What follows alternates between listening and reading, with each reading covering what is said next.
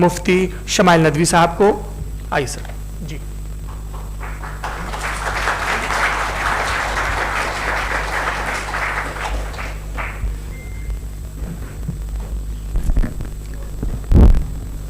एक आपकी गुजारिश, आप बोलना शुरू करें। आप लोग प्लीज अपने फोन फ्लाइट मोड पे या साइलेंट मोड पे रखें। एक बार चेक कर ले, कई बार बेकारी हो जाती है।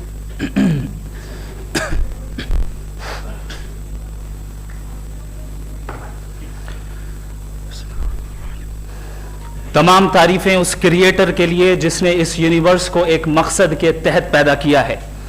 रिस्पेक्टेड जनाब जावेद अख्तर साहब, मिस्टर सौरभ द्विवेदी और respected audience, thank you all for being here today. आज की डिबेट में चूंकि हम बात करने वाले हैं डज गॉड एग्जिस्ट के टॉपिक पर, तो ये एक ऐसा टॉपिक है जिसके मुताल्लिक कोई भी डिसीजन लेने के लिए अलग अलग स्टैंडर्ड्स हो सकते हैं। लिहाजा डिबेट के शुरू में यह जरूरी है कि हम ये जान लें कि आज के इस टॉपिक में कौन सा स्टैंडर्ड सही होगा और कौन सा गलत होगा। सबसे पहला स्टैंडर्ड जिसे मैं समझता हूं कि हमारे रिस्पेक्टेड जनाब जावेद अख्तर साहब बड़ी तेजी के साथ उसकी तरफ लपकेंगे, वो है साइंस। जबकि साइंस दर हकीकत खुदा के एग्जिस्टेंस को डायरेक्टली साबित करने या उसके एग्जिस्टेंस को डिनाई करने के लिए स्टैंडर्ड नहीं बन सकती। और उसकी वजह क्या है, ये मैं नहीं कह रहा, ये वो लोग कह रहे हैं जो साइंस के एक्सपर्ट्स हैं। नेशनल एकेडमी ऑफ साइंस कहती है science doesn't have the processes to prove और disprove the existence of God. Why? क्योंकि साइंस का ताल्लुक एम्पेरिकल एविडेंस से है और एम्पेरिकल एविडेंसेस का ताल्लुक हमारे नेचुरल और फिजिकल वर्ल्ड से है, जबकि गॉड नॉन फिजिकल और सुपर नेचुरल रियलिटी है। लिहाजा नॉन फिजिकल रियलिटी को आप उस टूल के साथ नहीं चेक कर सकते जिसका काम फिजिकल रियलिटी को तलाश करना है। लिहाजा आज इस डिबेट में गॉड की एग्जिस्टेंस को साबित करने या उसे डिनाई करने में साइंटिफिक एविडेंस को एक्सेप्ट नहीं किया जाएगा। दूसरा स्टैंडर्ड हो सकता है रेविलेशन, कि रेविलेशन के जरिए हम यह साबित करें कि गॉड एग्जिस्ट करता है या नहीं। लेकिन यह स्टैंडर्ड भी आज इररिलेवेंट है। क्यों?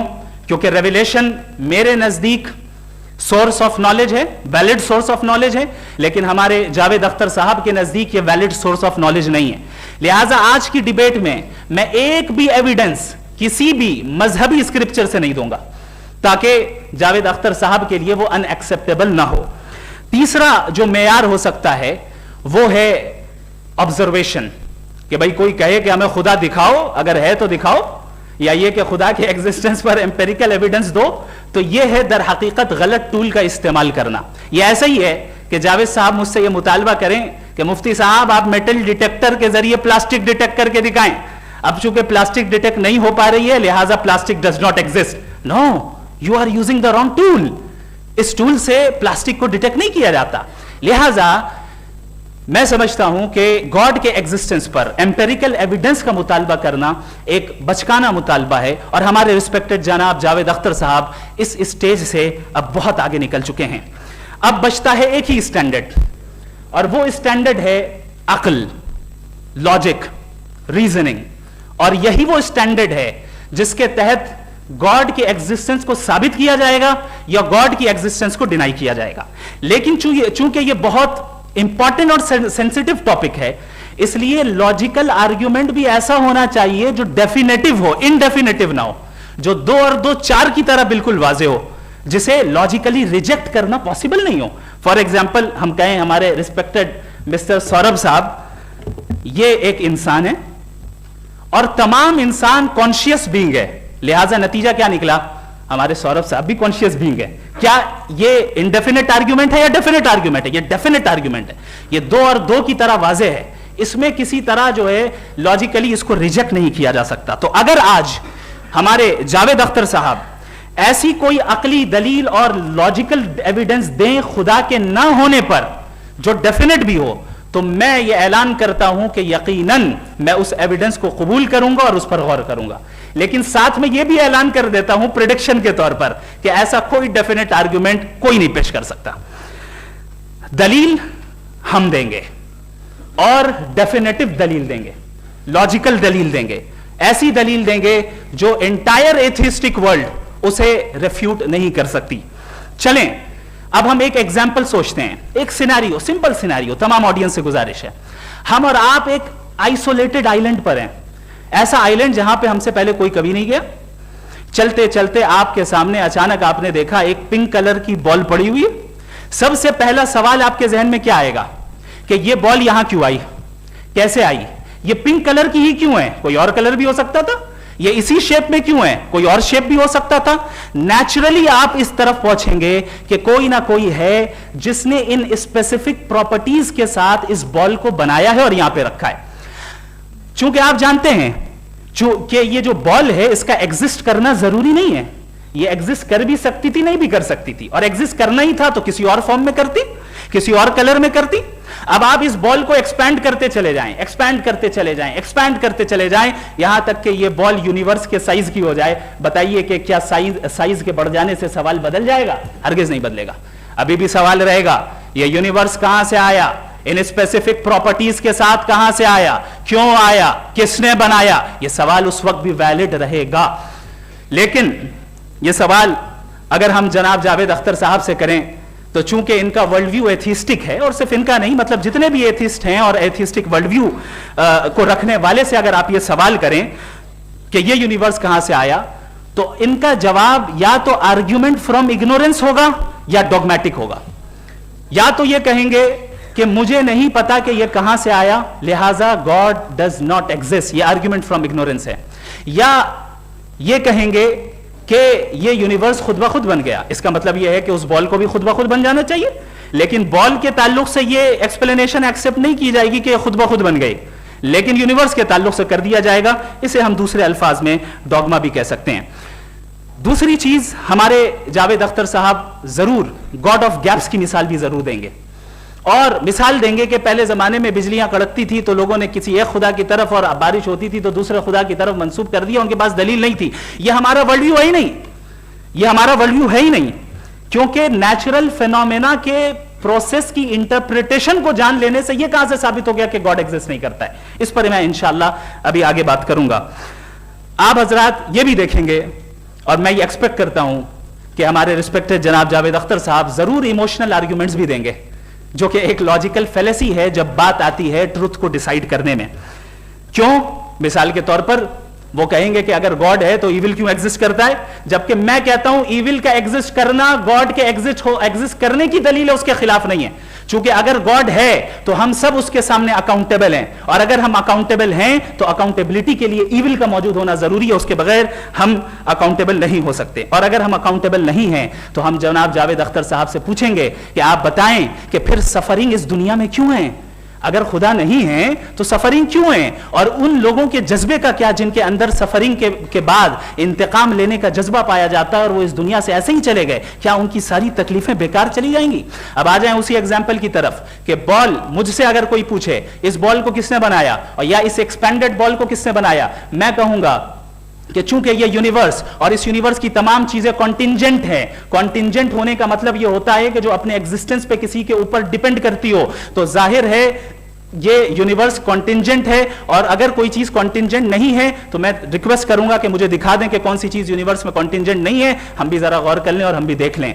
और जब कॉन्टिंजेंट चीजें मौजूद हैं तो फिलोसोफर्स की इस्तिलाह के मुताबिक, हम उस टर्मिनोलॉजी के मुताबिक हम उस जगह तक पहुंचते हैं और उस हस्ती तक पहुंचते हैं जिसे नेसेसरी बीइंग कहा जाता है, कि ये वो नेसेसरी बीइंग है जिसका मौजूद ना होना नामुमकिन हो। क्योंकि अगर ये मौजूद ना हो तो सारी चीजें एग्जिस्टेंस में आएंगी ही नहीं, और ये सारी कॉन्टिंजेंट चीजें उसी के ऊपर डिपेंड करती हैं। अब अगर आप ये सवाल करते हैं कि फिर उस हस्ती को किसने बनाया, फिर उसका कॉज क्या है, फिर उसका कॉज क्या है, फिर उसका कॉज क्या है, और एंडलेसली चले जाएं, इसे हम कहते हैं इन्फिनिट रिग्रेस ऑफ कॉजेस, जो कि लॉजिकल फेलेसी है। कॉन्सेप्चुअली इंफिनिटी पॉसिबल है। मिसाल के तौर पे न्यूमेरिकल्स 1 2 3 गिनते चले जाएं, इन्फिनिट नंबर्स हैं। मैं कॉन्सेप्चुअली बात नहीं कर रहा, प्रैक्टिकली रियलिटी में साबित करके दिखाएं कि infinite regress of causes possible है या नहीं। अगर पॉसिबल है तो हम मान लेंगे, मिसाल दे दें, और पॉसिबल नहीं है तो एक ही ऑप्शन बचता है जिसे हम कहते हैं नेसेसरी बीइंग। ऐसी नेसेसरी बीइंग जो इंडिपेंडेंट है, क्योंकि अगर वो डिपेंडेंट हुई तो वो नेसेसरी नहीं रहेगी। ऐसी इंडिपेंडेंट बीइंग जो इटर्नल है, अगर वो इटर्नल नहीं होगी, उसकी बिगिनिंग होगी तो वो खुद कॉन्टिंजेंट है। ऐसी बीइंग जो पावरफुल है, क्योंकि कॉन्टिंजेंट को एक्चुअलाइज करने के लिए पावर चाहिए, ऐसी बीइंग जो इंटेलिजेंट है और नॉलेजेबल है, क्योंकि ये यूनिवर्स स्पेसिफिक फॉर्म और स्पेसिफिक लॉज ऑफ नेचर के तहत प्रिसाइजली चल रहा है। Thank you. थैंक यू मुफ्ती साहब। मैं इन दलीलों के बाद जावेद अख्तर साहब से गुजारिश करूंगा, आप बैठ के बोलना चाहेंगे या बाहर? जी।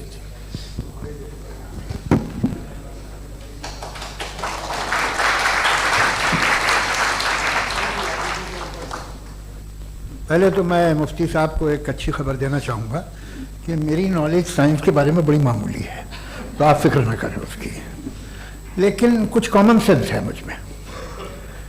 देखिए, ये खुदा का तस्वुर कोई नया तस्वुर नहीं है, ये सदियों से रहा है। ये कुछ रिलीजन 3000 साल पुराने होंगे, 4000 साल पुराने होंगे, लेकिन इंसान कोई 10,000 12,000 साल से एग्जिस्ट करता है होमो सेपियन की शक्ल में, और हमेशा कुछ ना कुछ मजहब रहे। ये मजहब जाहिलों के नहीं थे, ये मजहब एक ऐसी ग्रीक सोसाइटी के थे जहाँ बड़े बड़े फिलोसफर पैदा हुए। ये मजहब इजिप्शियंस के थे जिन्होंने पिरामिड्स बनाए थे। ये रोमन्स के थे कि जिनका आर्किटेक्चर और सेनेट यानी पहली बुनियाद डेमोक्रेसी की, लिमिटेड थी मगर डेमोक्रेसी थी, ये उन लोगों ने किए थे। तो इनका जो जुपिटर था, रा था, ज़्यूस था, उन्हें उस पर इतना ही एतमाद था जितना आज किसी मजहबी आदमी को अपने खुदा पे होगा। क्रिश्चियनिटी आने से पहले यूरोप में एक मजहब था, जर्मेनिक रिलीजन। उसका एक खुदा था, उसकी एक बीवी थी, उसके 2 बेटे थे, एक बेटी थी। फिर जर्मनी में जब यूरोप में क्रिश्चियनिटी आई तो वो खुदा, उसकी बीवी और पूरे ख़ानदान चला गया। तो अगर हम हिस्ट्री देखें तो खुदा जो है वो ज़्यादातर फ़नी है, वो हमेशा रहे नहीं। और वो जो लोग इन्हें मानते थे उनको आप कहें वो तो जाहिल थे, उन्हें तो कुछ पता ही नहीं था, ऐसा नहीं है। वो अपने वक्त में बड़े काबिल लोग थे और अपने वक्त में उन्होंने बड़े बड़े काम किए हैं, फिलोसफर्स थे, साइंटिस्ट थे, लेकिन उनका मजहब कहाँ गया, उनके खुदा कहाँ गए? आज जो खुदा हैं दुनिया में लोग उन्हें मानते हैं। आपको क्या मालूम कि कितने वर्षों के बाद क्या होने वाला है? हम यूरोप में देखते हैं तो चर्च खाली हैं। तो वक्त के साथ चीजें बदलती हैं। जहां तक इसका ताल्लुक है मजहबों का, हर मजहब आपसे एक चीज मांगता है, फेथ। ये फेथ क्या चीज होती है? What is the difference between faith and belief? ये तो बहुत ही अहमखाना बात होगी कि कोई आदमी कहे साहब अगर खुदा है तो मुझे दिखाइए। ये तो जाहिलाना बात हुई। मैंने तो नॉर्थ पोल नहीं देखा है, मगर मैं मानता हूँ कि नॉर्थ पोल है। मैं क्यों मानता हूँ? इसलिए कि अगर ये दुनिया राउंड है तो उसका कोई टॉप होगा। कुछ लोग हैं वहाँ गए भी हैं, कॉमन सेंस कहता है कि ऐसा होगा, सबूत है, गवाह है, रीजन है। तो ये मेरा फेथ नहीं है। तो फेथ में और बिलीफ में डिफरेंस क्या है? जो मजहब मांगता है, हर मजहब फेथ मांगता है। फेथ का मतलब यह है कि ना कोई गवाह हो, ना कोई सबूत हो, ना कोई रैशनल हो, ना कोई लॉजिक हो, ना कोई प्रूफ हो, मगर तुम एक बात को मानो। यह है फेथ। वरना बिलीफ होता। अगर इसमें कुछ भी सबूत होते, गवाह होते, तो फिर इसे आप बिलीफ कहते। जैसे मेरा बिलीफ है कि नॉर्थ पोल है, मेरा फेथ थोड़ी है। फेथ इन तमाम शर्तों को रद्द करता है। तो फिर स्टुपिडिटी क्या है? अगर मैं एक बात ऐसी मानूं जिसकी ना कोई लॉजिक है, ना कोई रैशनल है, ना कोई प्रूफ है, ना कोई गवाह है, ना कोई सबूत है, और मैं उसे मानूं, तो ये स्टुपिडिटी हुई। इसे ही वहीं कल को मैं यकीन कर लूं कि एलोन मस्क जो है मेरा भाई है, तो मुझे इंतहाई खुशी होगी, सुकून भी बहुत मिलेगा मुझे। लेकिन और कहे भाई क्यों मानते हो, क्या सबूत है भाई? वो तो अमेरिकन है और तुम तो इंडियन हो, वो तो नस्ल अलग है, तुम्हें कभी मिले भी नहीं। साहब देखिए मेरा फेथ है, इस पर बात तक किया। फेथ का मतलब ही यह है कि आप प्रूव नहीं कर सकते। अगर आप प्रूव कर सकते हो तो फेथ की जरूरत ही नहीं, फिर तो आप बात करेंगे, आप कितनी बहस कर लीजिए। अल्टीमेटली दुनिया का हर मजहब फेथ पे टिका है, और फेथ का मतलब है एक ऐसा यकीन जिसका कोई सबूत, कोई गवाह, कोई रैशनल नहीं। आप ये कहें, क्या आप ये क्यों कह रहे हैं कि साहब ये कायनात किसने बनाई? कमाल ये है कि आपने बताया कि एक आइलैंड पे गए और एक बॉल देखी। आपने ये नहीं कहा कि आइलैंड किसने बनाया, आपको सिर्फ बॉल पे हैरत हुई। हमने आइलैंड पे हमने हैरत नहीं की, होते हैं आइलैंड। इसी तरह ये आइलैंड है, सितारे, ये गैलेक्सीज, ये सब आइलैंड हैं, खला में। हम उन्हें टेकन फॉर ग्रांटेड लेते हैं, हम पूछते नहीं किसने बनाए। आपने जजीरे के बारे में नहीं पूछा है। मेरी पैदाइश कैसे हुई? क्या मैं प्लान पैदा हुआ था?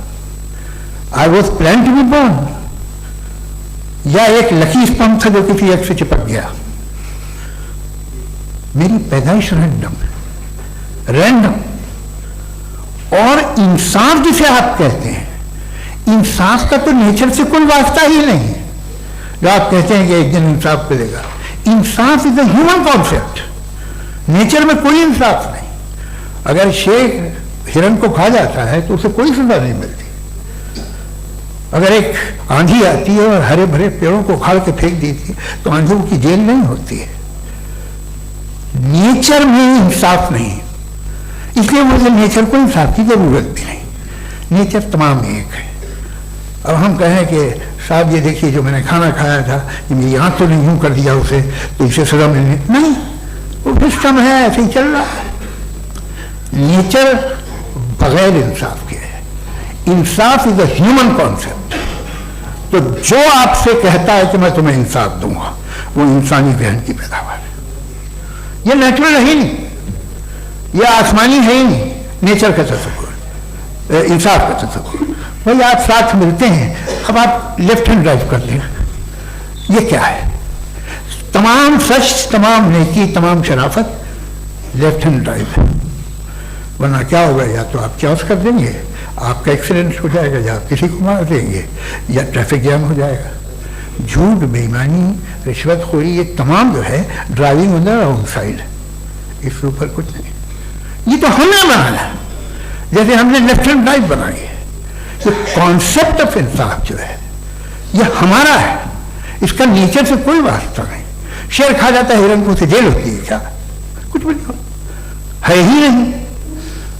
तो ये जो दुनिया के रिलीजन प्रॉमिस करते हैं आपसे इंसाफ, इसी से मालूम होता है कि मैन मेड है। ये तसव्वुर कहीं और का है ही नहीं। जो नेचर है, कुछ लोग कहते हैं नेचर ही खुदा है, तो नेचर में तो इंसाफ नहीं कहीं।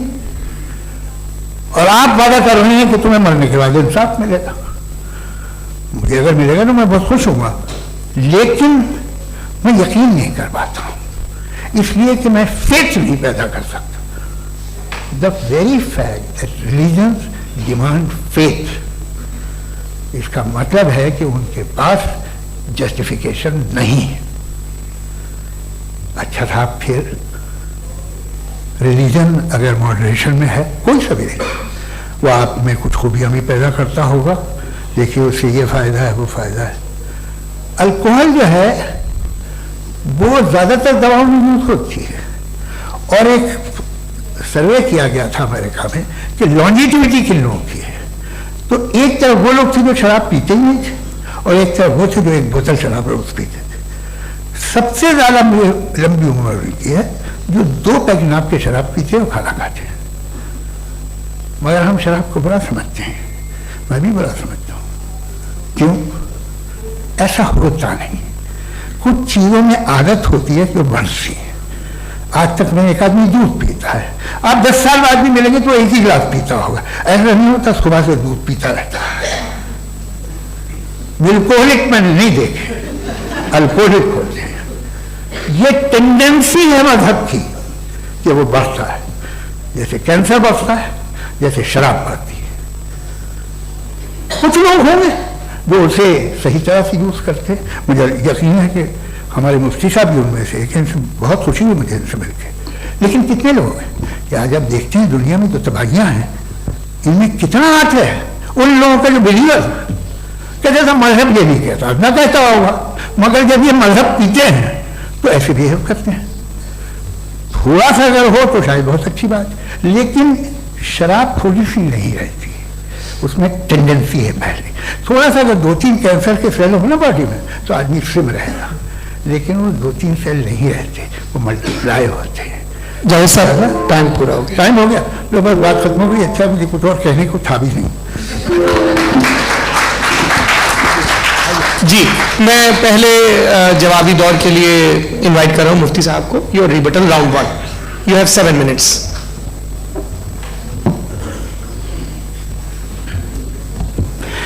Thank you very much Javed साहब, आपकी बात को सुनकर बड़े महजूज हुए हम लोग। महजूज, do you understand? We enjoyed. Okay, अब थोड़ा सा लॉजिकली उसको हम लोग देखते हैं। दरअसल हम लोगों ने कल गुजारिश की थी मुफ्ती साहब से भी, जावेद साहब से भी, कि हिंदुस्तानी जबान आम फहम सबको समझ में आ जाए और जहां कहीं आप मुश्किल शब्द इस्तेमाल करें वहां बताते भी चले। Thank you. तो सबसे पहले हमारे रिस्पेक्टेड जावेद साहब ने हवाला दिया कि खुदा फानी है। कितने मजहब आगे चले गए, किसी ने जुपिटर को खुदा माना, किसी ने किसी को माना। मैं कहता हूं जिसने कॉन्टिंजेंट चीज को खुदा माना, गलत माना, वो खुदा ही नहीं, वो खुदा ही नहीं है। हम तो नेसेसरी बीइंग को साबित करने बैठे हैं, वो नेसेसरी कॉज जो इटरनल है, जो अबदी भी है और अजली भी है। हम किसी और को साबित करने नहीं बैठे। दूसरी चीज उन्होंने कहा कि फेथ एंड बिलीफ, ये एक ऐसी डेफिनेशन है फेथ की जो इन्होंने पहली मर्तबा पेश की है, या माफ कीजिएगा इन्होंने पहली मर्तबा पेश नहीं की है, रिचर्ड डॉकिंस ने पहली मर्तबा पेश की है। मुझे मालूम है ये सोर्स कहां से है। एपिस्टेमोलॉजिकली फेथ और बिलीफ का फर्क आप इस तरह नहीं कर सकते सर। फेथ सही भी होता है, गलत भी होता है, बिलीफ सही भी होता है, गलत भी होता है। जो लॉजिक, रीजन और एविडेंस से बैक्ड होगा वो फेथ सही होगा। और आप जिस फेथ की बात कर रहे हैं कि इलॉजिकल है और उसके पीछे नहीं है, तो we are on the same page. हम नहीं मानते उस फेथ को, जो फेथ ऐसा हो जिसके पीछे कोई लॉजिक ना हो, एविडेंस ना हो, हम नहीं मानते। हम तो उस फेथ के कायल हैं जिसके पीछे लॉजिक हो और एविडेंस हो। तो बिलीफ सही भी होता है, गलत भी होता है, फेथ भी सही होता है और गलत भी होता है। तो आज फेथ और बिलीफ के डिफरेंस पे बात नहीं हो रही। आज आप चाहे फेथ एक्सेप्ट कर लें या बिलीफ एक्सेप्ट कर लें, आज ये बात होगी कि ट्रूथ क्या है, चाहे ट्रू बिलीफ सही है या ट्रू फेथ सही है, और फॉल्स फेथ क्या है और फॉल्स बिलीफ क्या है, बात इस पर हो रही। दूसरी चीज इन्होंने पूछा स्टुपिडिटी फिर क्या है। अगर फेथ रिलीजन स्टुपिडिटी नहीं है तो और क्या है? चूंकि फेथ का मुतालबा करते हैं तो स्टुपिडिटी क्या है? मैं कहता हूं स्टुपिडिटी एथिज्म है। उसकी वजह यह है कि आप एक सड़क पे जा रहे हो और आप किसी गार्डन में जाएं और देखें वहां लिखा है फूलों के साथ I love Javed Akhtar, and I really do, I love you sir. So जब आप वहां पर पहुंचे तो वहां पहुंचकर अब ये बताएं, क्या आप ये कहेंगे वाह व्हाट अ नेचुरल सिलेक्शन? ये क्या नेचुरल सिलेक्शन है? नहीं, ये प्रिसाइजली डिजाइंड है, इसके पीछे डिजाइनर है। लिहाजा अगर कोई एक ऐसी कॉमन सेंस की बात को कबूल नहीं कर रहा है कि यूनिवर्स जो इतनी प्रिसाइजली काम कर रहा है, हम कह दें कि खुद ब खुद बन गई, मैं समझता हूं इससे बड़ी स्टुपिडिटी और कुछ नहीं है। ये इरैशनल चीज है। फिर हमारे सर ने कहा कि आपने बॉल पे फोकस किया, आइलैंड पे फोकस नहीं किया। अरे आइलैंड को किसने बनाया यही समझाने के लिए तो बॉल की मिसाल दे रहा हूं। और बॉल भी कॉन्टिंजेंट है, आइलैंड भी कॉन्टिंजेंट है, दोनों नेसेसरी बीइंग का मुतालबा करते हैं। आगे इन्होंने कहा कि नेचर में कोई इंसाफ नहीं है, हम डिसाइड करते हैं कि मोरालिटी क्या होती है, इंसाफ क्या होता है, हम डिसाइड करते हैं। जैसे ड्राइविंग सीट में ट्रैफिक वाला, ये तो किसी खुदा ने नहीं कहा, ये है, इसे कहते हैं फॉल्स इक्विवेलेंस। ये एक लॉजिकल फेलेसी है। आपने जो है मिसाल दी ड्राइविंग की और ट्रैफिक की, ये सब्जेक्टिव मोरालिटी है। आप सब्जेक्टिव मोरालिटी को मिसाल बनाकर ऑब्जेक्टिव मोरालिटी के ऊपर नहीं थोप सकते। इंसाफ की ऑब्जेक्टिव मोरालिटी। अगर आप ये कहते हैं कि नेचर में इंसाफ नहीं है तो इंसाफ का न होना ये नेचुरल हुआ, तो फिर नेचर को नेचर रहने दे, क्यों हम इतना स्ट्राइव कर रहे हैं दुनिया में इंसाफ लाने के लिए?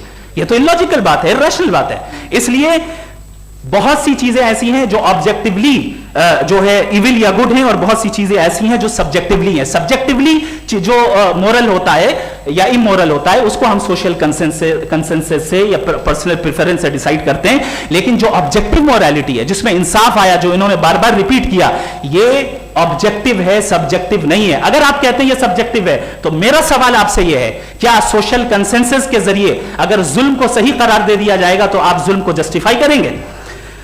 दूसरी चीज इन्होंने ये कहा कि 2 पैक शराब पी लें तो वो उतने पे नहीं रहता, बढ़ जाता है। यही मामला मजहब के साथ है, 2 पैक आप पी लें बढ़ेगा। तो ये एक ऐसी मिसाल है, इसको कहीं भी फिट कर लें कि आप एथिज्म पे जब फिट करें, जब आप 2 पैक एथिज्म का लेंगे ना, तो वो बढ़ बढ़ के नॉर्थ कोरिया बनेगा। Thank you.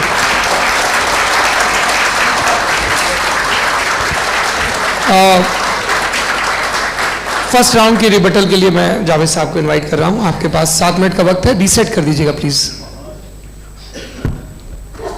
मुझे इस बात की खुशी है कि मुफ्ती साहब ने भी मान लिया कि नेचर में कोई इंसाफ नहीं है। तो कोई भी चीज़ जो इंसान ने नहीं बनाई है उसमें इंसाफ नहीं होता है। एक बात मैं आपसे अर्ज करूँ, जरा पता लगा लीजिएगा, ये जो आप बाग में जाते हैं बेहद खूबसूरत फूल देखते हैं ना, इनमें से कोई नेचुरल नहीं है। ये सारे फूल क्रॉस करके बनाए गए हैं।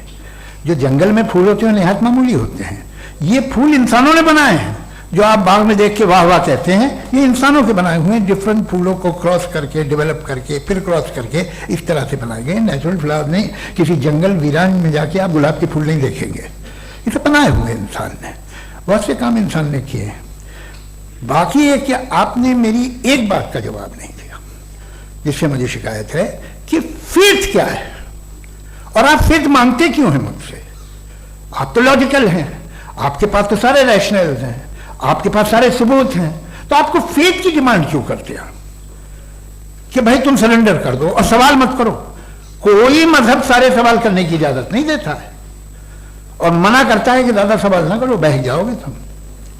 आप क्यों रोकते हैं? हकीकत यह है कि इंसानी तारीख क्या है। इंसानी तारीख यह है कि दुनिया में 2 तरह के लोग हुए। एक वो जिन्होंने अपनी लाइल्मी की परस्तिश की है, दूसरे वो जिन्होंने अपनी इग्नोरेंस या लाइल्मी से झगड़ा किया है और मालूम किया है कि क्या है। ये जो आप कह रहे हैं, आज आप हैरान हैं कि भाई ये यूनिवर्स कैसे बनी। लोग हैरान थे कि सूरज डूबता है तो इधर से कैसे निकलता, और आप एक कदम जाके हमेशा का मानने को तैयार है। एक कदम पीछे ही मान जाइए भाई। आप इसके बाद जाते हो, कहते सवाल ना करना कि ये कहां से आया, ये पावर तो हमेशा से हमेशा रहेगी। तो आप यूनिवर्स के बारे में मानने में क्या तकलीफ है? एक कदम पहले रुक जाइए, ये हमेशा से थी या नहीं थी हमें मालूम नहीं है। और ये कहना कि हमें मालूम नहीं है, कमाल ये है कि दुनिया के सारे मजहब सब जानते हैं ये दुनिया कैसे बनी थी, कैसे मिटेगी, मरने के बाद क्या होगा, इनको सब इल्म है। इनको किसी को डायनासोर होते थे पहले ये नहीं पता था, किसी को नहीं पता। किसी भी दुनिया की मजहबी किताब में डायनासोर का जिक्र नहीं है। लेकिन बाकी सब बातें, how to make universe in 4 easy lessons and बाकी सब पता है। जिसको सब पता है वो गड़बड़ है। हमें ये इंकिसार, ये ह्यूमिलिटी होनी चाहिए कि हम ये कहें कि हमें ये बहुत सारी बातें नहीं मालूम, लेकिन हम उनकी परस्तिश न करना, अपनी लाइल्मी को की परस्तिश न करें, हम उसे पता लगाने की कोशिश करें। जिस दुनिया में आप बैठे हैं सर, ये हॉल जो है, ये इलेक्ट्रिसिटी जो है, ये माइक जो है, जिस हवाई जहाज से आप आए थे, वो जिस कार से आप यहाँ आए हैं, ये सब उन लोगों की बनाई हुई है जिन्होंने सवाल किए थे। ये दुनिया जिसमें आप आज आराम से हैं, ये उन लोगों की बनाई है कि जिन्होंने सवाल किए थे। और हर स्टेज पे इन सवालों को मकरूह कहा गया था, गलत कहा गया था। आप जरा तारीख पढ़िए, एक बड़ी दिलचस्प किताब है बर्ट्रैंड रसेल की, जिसमें उसने रिलीजन एंड साइंस कि कब से रिलीजन जो है साइंस के अगेंस्ट है। और हद तो यह है कि भाप के इंजन के खिलाफ थे, स्टीम इंजन के भी खिलाफ थे, वो फतवे हुए उन पर, वेटिकन ने दिए। तो ये हमेशा, अभी जैसे ही ये राइट विंगर आते हैं अमेरिका में पावर में, तो वो जो अपना ये क्या बोलते हैं उसे, सीड क्या बोल रहे हैं, सीड क्या जो, हाँ नहीं सीड जो होते जिस पे जी नहीं भाई, वो जो ह्यूमन बॉडी के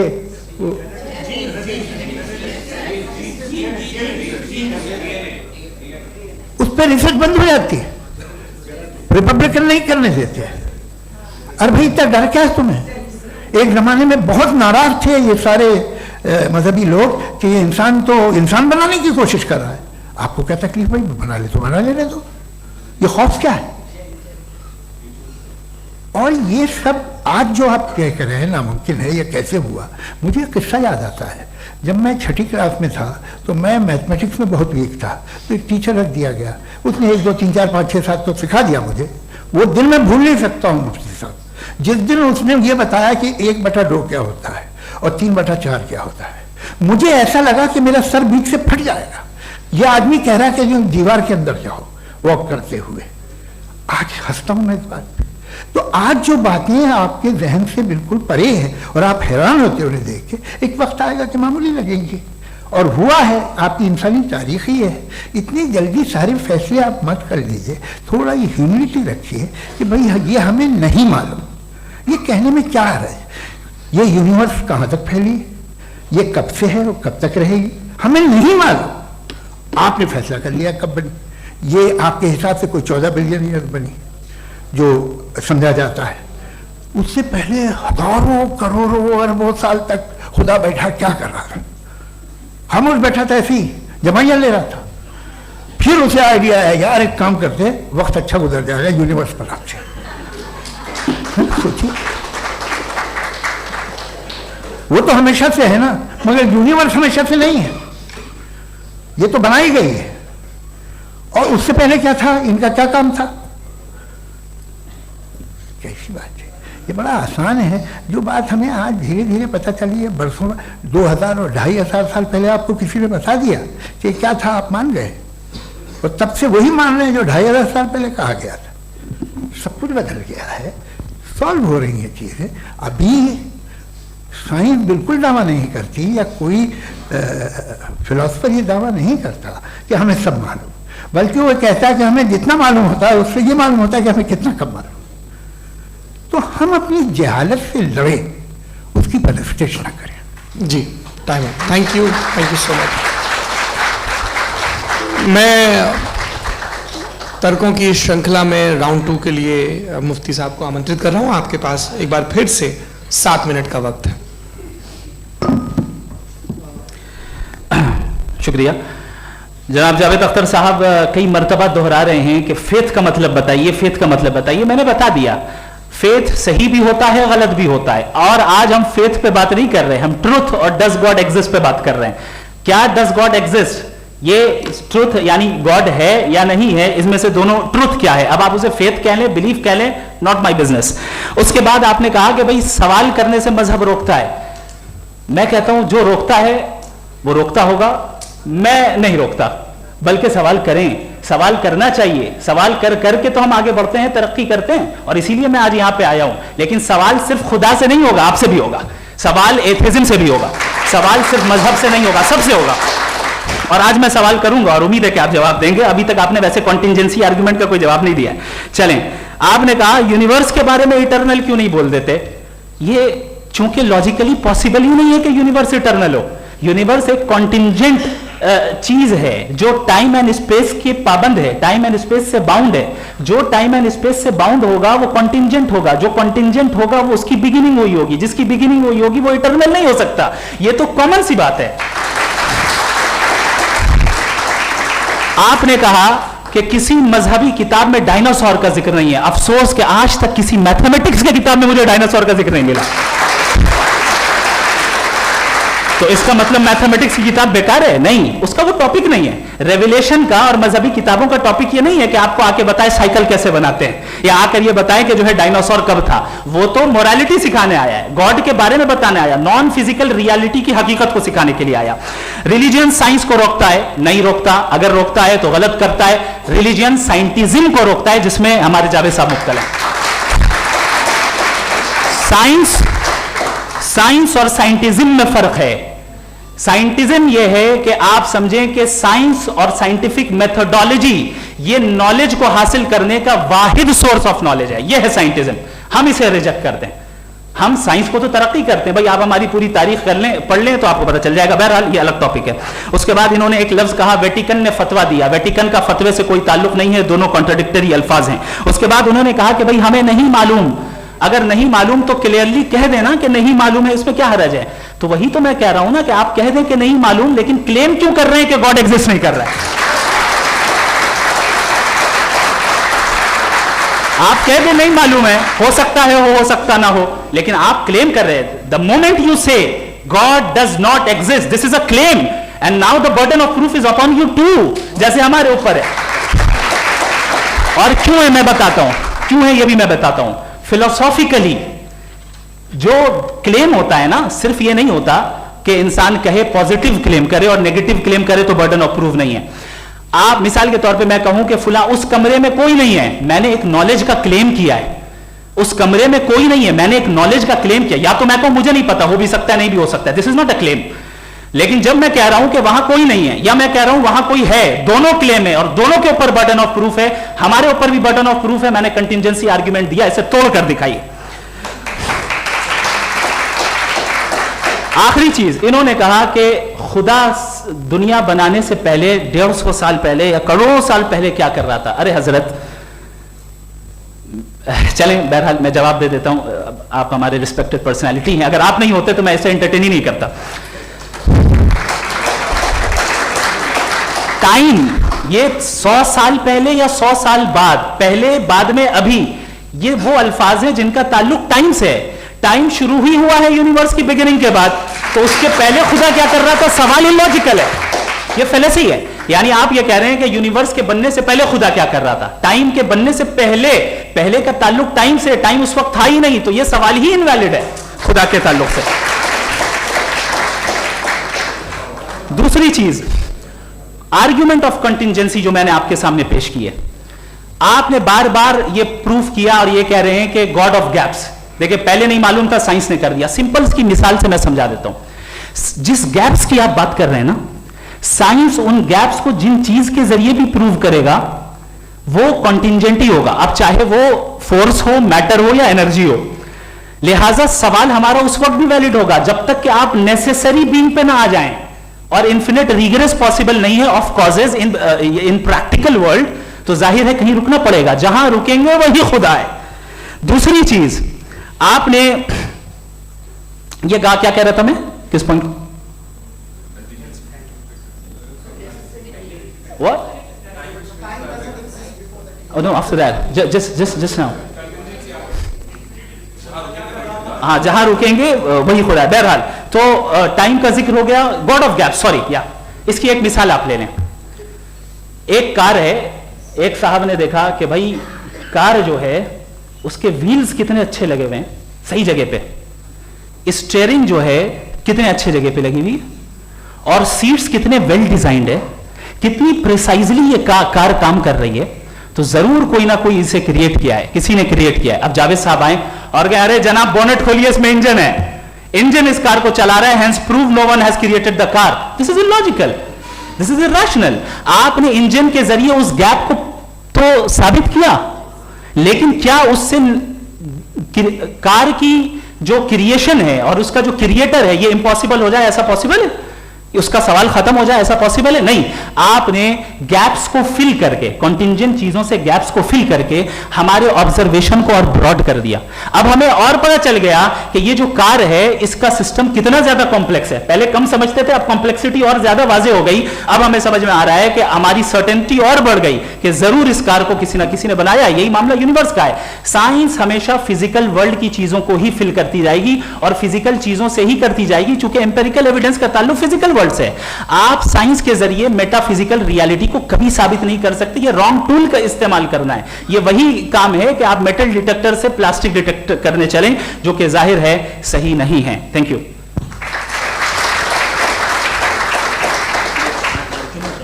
जी, ये आर्ग्यूमेंट का राउंड 2 है। हाँ। 7 मिनट है। पहले तो मैं आपसे अर्ज करूं कि आपने कहा कि जब कायनात ही नहीं थी तो वक्त भी नहीं था, कुछ भी नहीं था। कैसे नहीं था? खुदा था, एक एग्जिस्टेंस तो था ना खुदा का। तो जब खुदा था तो वक्त भी होगा। ऐसा नहीं कि कुछ भी नहीं था, खुदा था। अच्छा, बाकी एक आपने कहा साहब आप साबित कीजिए, आपके पास भी लॉजिक है, मेरे पास भी लॉजिक है। आप मेरा जिम्मेदारी नहीं है साबित करना कि खुदा है। बर्टन रसल ने बड़ी अच्छी बात कही। बर्टन रसल ने बड़ी अच्छी बात कही। मैं आपसे अगर ये दावा करूं कि एक चाय की केतली मरीख के चारों तरफ घूम रही है, मार्स के चारों तरफ, तो यह आपका काम नहीं है कि आप साबित करें कि कोई चाय की केतली नहीं है। यह मेरा काम है, मैंने दावा किया है। यह दावा तो मजहबी लोग करते हैं कि खुदा है। मैं क्यों साबित करूं कि नहीं है? जब तक आप मुझे कन्विंस नहीं कर देंगे मैं नहीं मानूंगा। आपकी जिम्मेदारी है, मेरी जिम्मेदारी नहीं है। दोयम ये कि ये जो आप कह रहे हैं, जो गैप्स हैं, ये गैप जब किसी मजहब को चैलेंज करते हैं, जब ऐसा कोई बात आती है तो हंगामा हो जाता है कि जब वो चैलेंज करें किसी फेथ को। ये तमाम साइंस जो है इसे मुख्तलिफ जगहों पे मुख्तलिफ वक्तों में मजहब ने रोकने की कोशिश की है। ये किताब है रिलीजन एंड साइंस बर्टरांड रसल की, पढ़िएगा, अच्छी लगेगी आपको। तारीख ही है साइंस, मजहब की साइंस से उसका यही रिश्ता है।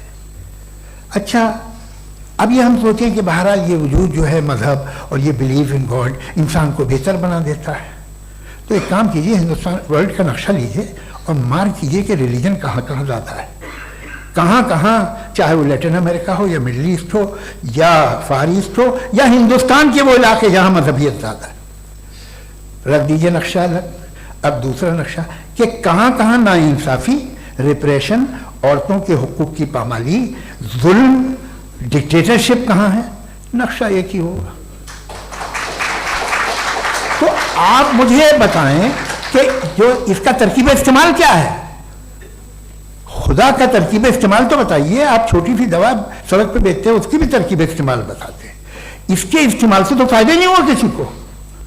जो सारे के सारे खराब मुल्क हैं, खराब समाज है, वो सारे जुल्म खुदा के नाम पे करते हैं। वो गलत करते हैं, सही करते हैं, मुझे क्या लेना देना उससे। इस्तेमाल से मालूम होता ना। एक विस्की की बोतल कभी शायद देखी हो आपने, लाल रंग की होती है, उस पर रोशनी और छपड़े इंतहाई खूबसूरत लगती है, क्या बिगाड़ रही है किसी का? उसका इस्तेमाल गलत है, इसलिए आप उसे नापसंद करते हैं। इसका इस्तेमाल गलत है, इस तसव्वुर का इस्तेमाल ही गलत है और हमेशा से गलत हुआ है। आप देखिए, इंसानी तारीख देख लीजिए, आज देख लीजिए, हिंदुस्तान देखिए, दुनिया देख लीजिए, क्या हो रहा है। इसे कैसे इस्तेमाल कर रहे हैं फेथ वाले लोग? क्या फेयर हैं, जस्ट हैं, जो अपने खुदाओं पे यकीन रखते हैं? वो किस तरह के लोग हैं? वो लोगों को इंसाफ देते हैं, वो बेहतर इंसान बने। तो इस दवा का फायदा क्या है? चलो बहुत फायदा हो रहा तो मैं इस्तेमाल कर लूंगा। मुझे तो इस दवा का कोई फायदा दिखता नहीं।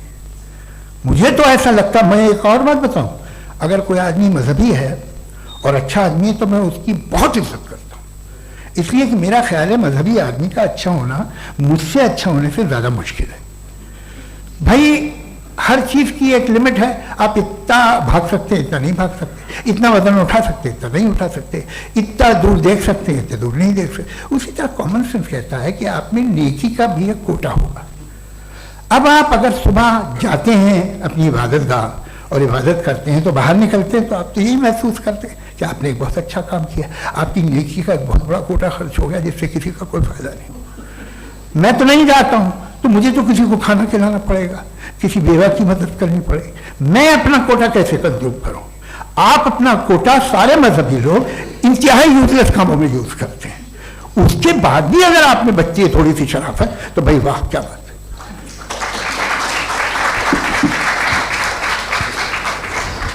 एक तो मुझे ये बात बहुत अच्छी लग रही है कि दोनों ही विद्वान समय को मानते हैं और बहुत समय से अपनी दलीलें और बाज दफा समय से पहले अपनी तकरीरें पूरी करके अपनी अपनी कुर्सी पर बैठ रहे हैं। ये इस आर्ग्यूमेंट का राउंड 2 पूरा हुआ। अब रिबटल का राउंड 2 है और उसके बाद क्रॉस एग्जामिनेशन होगा। नहीं, आपका आर्ग्यूमेंट हो गया सर। हमारे यहाँ स्कूल के सिलेबस में पंच परमेश्वर कहानी पढ़ाई जाती है, प्रेमचंद जी की लिखी हुई। आप निश्चिंत रहिए, आपके कोई राउंड में मिस नहीं होने दूंगा। रिबटल का राउंड 2 मुफ्ती शमाइल नदवी साहब।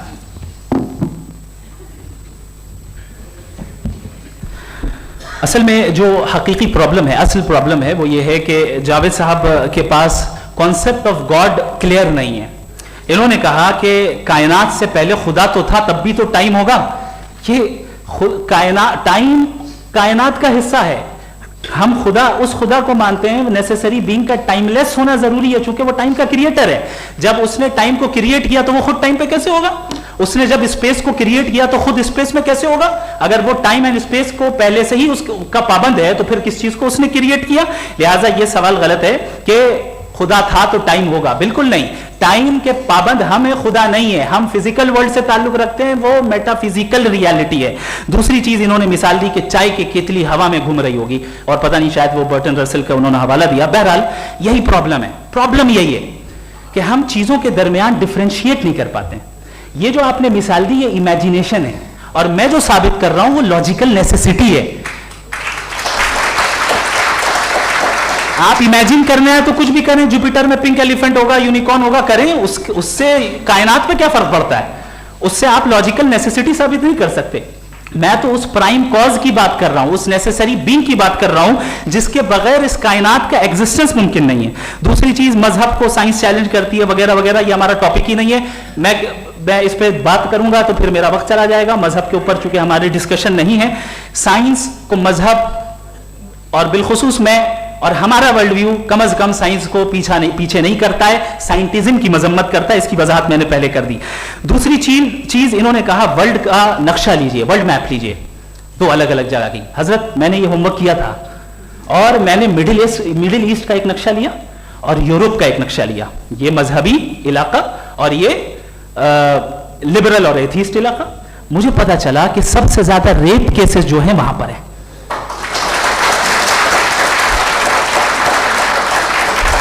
मुझे ये पता चला यूएन की रिपोर्ट के मुताबिक, मैं अपने घर से नहीं लेके आ रहा, कि जो वर्किंग वुमेन है यूरोपियन कंट्रीज में, उसमें 81% वुमेन सेक्सुअल हैरेसमेंट का वर्क में शुमार हो रही है। ये मिडिल ईस्ट में नहीं हो रहा है, वो मजहबी लोग हैं इसलिए नहीं हो रहा है। दूसरी चीज, आपने ये कहा कि मजहबी आदमी का अच्छा होना हमारे अच्छे होने से बहुत मुश्किल है, बहुत मुश्किल है। तो इसका मतलब यह है कि गॉड के अलावा आपके पास अच्छे और बुरे का कोई स्टैंडर्ड है।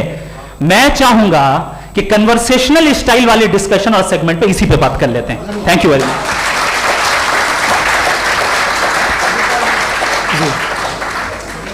ये रिबटल का राउंड 2 है, आपके पास 5 मिनट का वक्त है, और इसके बाद क्रॉस एग्जामिनेशन शुरू करेंगे। आप चाहें तो जो इन्होंने सवाल पूछे उनके जवाब आप रिबटल में भी दे सकते हैं। जी जी, देखिए पहले तो ये बात कि ये मिसाल गलत नहीं है, गलत है।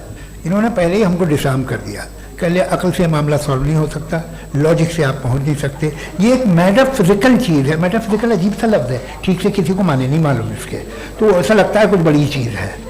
अरे भाई क्या होता है मेटाफिजिकल, बताओ, खड़ी हो। ये एक लफ्ज़ है जो कहीं भी इस्तेमाल हो जाता है। जब आप एक बात कर रहे हैं और आप मुझसे बहस कर रहे हैं तो मुझे मेटाफिजिकल मत बताइए, आप लॉजिकली मुझे प्रूव किए। और अगर लॉजिकली आप नहीं बात करते साहब ये मेटाफिजिकल है, तो फिर हम आप बात क्या कर रहे हैं? मेरा आपका किस जबान में कॉन्वर्सेशन होगा? और ये कहना कि वक्त पहले नहीं था, तो फिर क्यों कहते हैं ये हमेशा से और हमेशा रहेगा? हमेशा वक्त है, तो आप कैसे कहते हैं वो हमेशा से है और हमेशा रहेगा?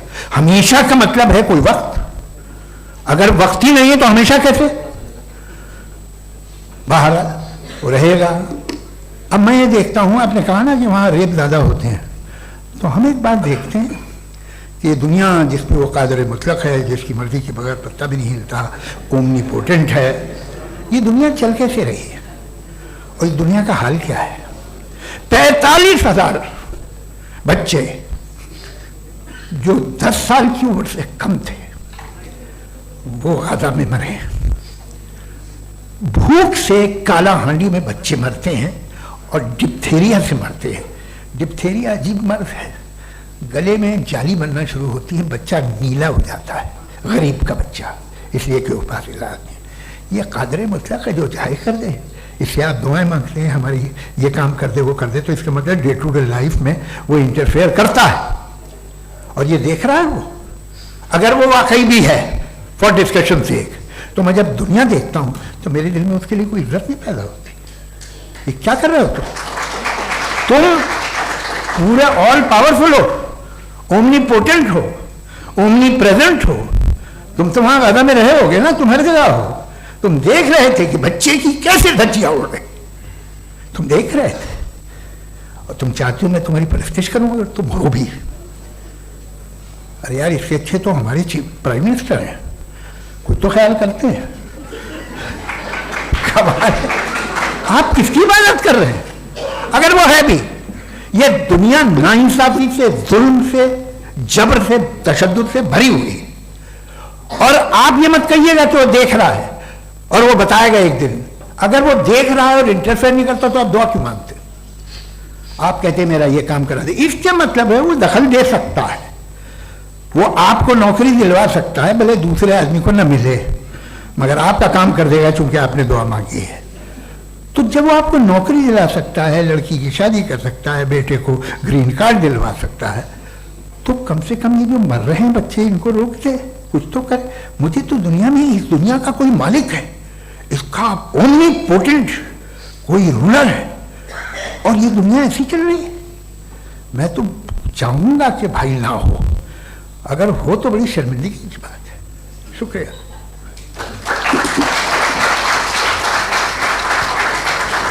देवियों और सज्जनों, इस बहस के 2 राउंड और 2 रिबटल पूरे हो चुके हैं।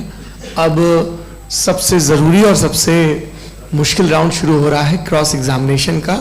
अब इन विद्वानों की सज्जनता की एक परख भी होगी, और वक्त हमने 16 मिनट का तय किया है। पहला सवाल आप पूछना चाहेंगे? जी बिल्कुल। पहले बोले भी आप माइक ले लीजिएगा हाथ में, ये नीचे से ऑन किया। जी मैं बोलता हूँ, ये दायस हटा सकते हैं क्या हम थोड़ा क्विकली? दायस पीछे कर दीजिए बस थोड़ा सा, है ताकि ये जो दाएं बाएं लोग बैठे हैं, इसे हटा ही दीजिए। अब हम वहां तो जाने वाले नहीं, आराम से आराम से आराम से। दोनों तरफ से हटा दीजिए।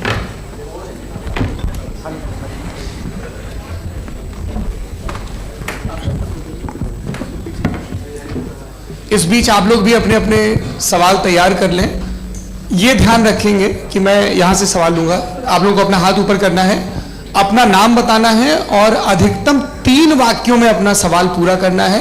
कई लोग सवाल की जगह भाषण देने लगते हैं, उससे आज बचना है। जी मुफ्ती साहब, पहला सवाल आपका, 16 मिनट है, हम दोनों लोगों के सवाल लेंगे। जी जी बहुत शुक्रिया। आपकी जो अभी बात हुई बहुत अहम थी, मैं इसको चाहूँगा कि आगे डिस्कस करूँ, लेकिन चूँकि अभी ये वो सेगमेंट है क्रॉस एग्जामिनेशन, तो सबसे पहला सवाल आपसे ये है कि जो मैं इतनी देर से कॉन्टिंजेंसी आर्ग्यूमेंट आपको बता रहा था, ये अकल से ही बता रहा था हजरत, आप ये बताएं कि आप इन्फिनिट रिग्रेस ऑफ कॉजेस को पॉसिबल मानते हैं या नेसेसरी बीइंग के एग्जिस्टेंस को सही समझते हैं? चूंकि 2 ही ऑप्शन हो सकता है, आप ये बताएं। देखिए, आपको मैं ईमानदारी से बात करूं, एक तो मैं कॉन्टिजेंसी वर्ड ठीक से समझता नहीं, और इस वक्त भी जो आपने अंग्रेजी के अल्फाज इस्तेमाल किए वो ज़रा थोड़े से मुझे डिफिकल्ट और कॉम्प्लिकेटेड लगे, तो आप ज़रा सिंपल ज़बान में सवाल कर सकते हैं? बिल्कुल कर सकता हूँ। जी। यूनिवर्स की हर चीज कॉन्टिंजेंट होने का मतलब यह है कि वो अपने एग्जिस्टेंस में किसी के ऊपर डिपेंडेंट है। जो भी चीज डिपेंडेंट होगी वो चीज इंडिपेंडेंट नहीं हो सकती, तो उसका कोई ना कोई कॉज होगा। तो अब आप क्या समझते हैं कि ये इन्फिनिट रिग्रेस है, यानी कॉज पर कॉज, कॉज पर कॉज, कॉज पर कॉज, और कभी कोई यानी ये एंडलेसली चलता रहा? क्योंकि अगर ऐसा होगा तो हम तो एग्जिस्टेंस में आते ही नहीं, लॉजिकली ये मुत्तफक अलैह चीज है, मुत्तफक अलैह अग्रीड अपॉन। इस पे हमने एग्री किया था कि मुश्किल शब्द आएगा तो अर्थ बताना पड़ेगा। तो इन्फिनिट रिग्रेस तो पॉसिबल नहीं है, तो कहीं ना कहीं आपको रुकना पड़ेगा ऐसे नेसेसरी बीइंग पर। नहीं, कोई जरूरत नहीं रुकने की। किसने कहा आप रुकना पड़ेगा? आप रुकते हैं खुदा पे, आप नहीं रुकते। आप कहते हैं वो हमेशा से, जब उस वक्त से जब वक्त नहीं था। आप कहाँ रुकते हैं कि अब हुआ था वो? आप नहीं कहते। हम क्यों नहीं मान सकते कि यूनिवर्स जो है और बल्कि मल्टीवर्स जो है वो हमेशा से हैं, वो बनती है, बिगड़ती है। एक हमारे यहाँ एक चीज़ है ब्लैक होल, वो समेट लेता है वापस, फिर ब्लास्ट होता है, फिर फैल जाता है, और इसमें हमारी तो खैर कोई औकात ही नहीं है इंसान की। एक छोटे से जर्रे पे हम 50-60 साल की उम्र रखते हैं, जो करोड़ों अरबों साल की कायनात है उसमें, और पैदा भी नहायत ही बेहुदा वजह से हुए थे। तो इसमें ये सोचना कि इसकी वजूहात और ये क्यों है, ये डिपेंडेंट है, ये हम देख रहे हैं, क्या मालूम। आप सोचिए कि ये जो फैल रही है कायनात, ये कहाँ फैल रही है, ये कहाँ जा रही है, और ये फैल क्यों रही है? अरे बना ली थी तुमने, रुको भैया, काफ़ी है। ये फैल क्यों रही है? ये और कौन सी कायनात जिसे मैं दूरबीन से देखता हूँ तो 2 बिलियन लाइट ईयर पे है, उससे मेरा कोई वास्ता ही नहीं है। 2 बिलियन ईयर यानी अगर मैं 80,000 माइल्स पर सेकेंड से चलूं तो 20 करोड़ साल में वहां पहुंच जाऊंगा। इसकी जरूरत क्या थी? ये दुनिया, ये कायनात तो इंसान अशरफुल मखलूकात के लिए बनाई गई ना। तो ये सब ये टर्म समझ में नहीं आया, इसमें कोई खास समझने वाली बात थी भी नहीं। ये जो अल्टीमेट कहा यह जाता है कि ये जो पूरी यूनिवर्स है, ये जो दुनिया है, ये इंसान के लिए बनाई गई। अच्छा, ये सब इंसान के लिए। क्यों साहब, सही है ना?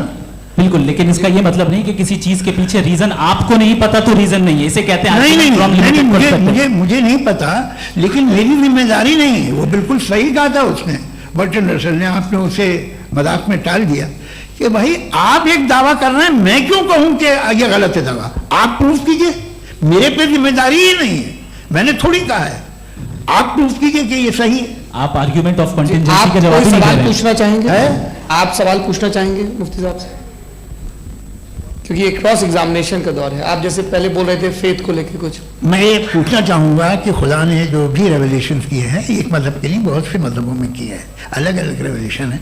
कहीं कुछ एक बात है, कॉन्ट्रडिक्शन भी है आपस में, कहीं कुछ आप कर सकते हैं, कहीं कुछ नहीं कर सकते। ऐसा नहीं है कि सबकी कोड ऑफ मॉरल एक है। तो ये किस्सा क्या है? अब आप ये देखिए कि मुझे कभी कभी लगता है कि जो फुटबॉल फाइनल होता है, लाखों लोग होते हैं, फिर वो टीवी कवर कर दी, करोड़ों लोग, अगर उसमें खुदा की एक गूंगी आवाज आ जाती, मैं गॉड हूं, तो सारे लोग अभी सुन लेते और टीवी पे भी सुन लेते, किस्सा खत्म होता। ये इतनी राजदारी क्या है कि तुम सामने कुछ तो सबूत दे दो हमें सॉलिड। ये कह साहब ये यूनिवर्स कैसे बनी, इससे मसला क्या हल होगा? मैं पूछूंगा आपसे खुदा कैसे बना? क्यों नहीं पूछूंगा कैसे बना? बल्कि वो तो कायनात से कहीं ज्यादा इंटेलिजेंट है, कायनात से कहीं ज्यादा कॉम्प्लेक्स। जी वो हमेशा से भाई आप कहेंगे मैं मान लूंगा।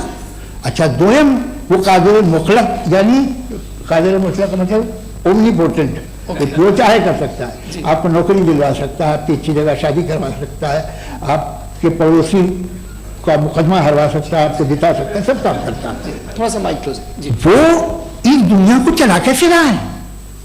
ये दुनिया कैसी चल रही है? आपको इस पर हैरत नहीं होती? या क़यामत के बाद कभी एक जस्टिस होगा, जब ये बच्चा मर चुका होगा, जिसकी दजिया हो गई बम से, इसको इंसाफ मिलेगा तब? अच्छा, अब जवाब दूं? हाँ दीजिए। मैं इसीलिए आपकी तरफ। सबसे पहले आपने रेवलेशन और स्क्रिप्चर्स की बात की, इस पे मैं बात कर सकता हूं, लेकिन आज नहीं करूंगा चूंकि वक्त कम है, कभी और इस पे डिस्कस करेंगे। मैं तैयार हूं उस पे भी बात करने के लिए। ये अभी से राउंड 2 की भूमिका तय हो रही है। Does God exist round 2? जी, चूंकि आज गॉड के एग्जिस्टेंस पे बात है, तो मैं उसी के रिलेटेड जो है आपके सवालात को एंटरटेन भी करूंगा और मैं भी पूछूंगा। आपने कहा कि आपने साबित ही नहीं किया, जबकि आर्ग्यूमेंट ऑफ कॉन्टिजेंसी बुनियादी आर्ग्यूमेंट है। आप मुझे कॉन्टिजेंसी का मतलब बताइए, आपका मतलब क्या कॉन्टिजेंसी? कॉन्टिजेंसी का मतलब यह हुआ कि हर वो वजूद जो किसी भी चीज का पाबंद है, हर वो वजूद या हर वो चीज जो अपने एग्जिस्टेंस में किसी भी चीज के पाबंद है और उससे बाउंड है, उसको उसकी जरूरत है, उस पर डिपेंड करती है, तो जाहिर सी बात है कि उसका कोई ना कोई कॉज होता है। ये तो अक्ल की बात है। ये आप रीजनिंग की बात करते हैं, मैं वही कर रहा हूं। दूसरी चीज, आपने ये बात कही कि इतने बिलियन लाइट ईयर्स दूर है, इसका मेरा क्या लेना देना। फिर मेरे ख्याल से आपको ये नहीं कहना चाहिए I think therefore I am an atheist. आपको सोचना चाहिए, सिर्फ आप एक लिमिटेड दायरे में रहकर नहीं सोचें, बल्कि बाहर निकलकर सोचें। आपने तीसरा सवाल किया, आपने 2-3 सवाल एक साथ। ऐसी बात है ना कि ये कुछ को इतराज हो जाएगा आप पे कि आप कुछ भी सोचिए, ये इजाजत आपको है नहीं, मुझे है।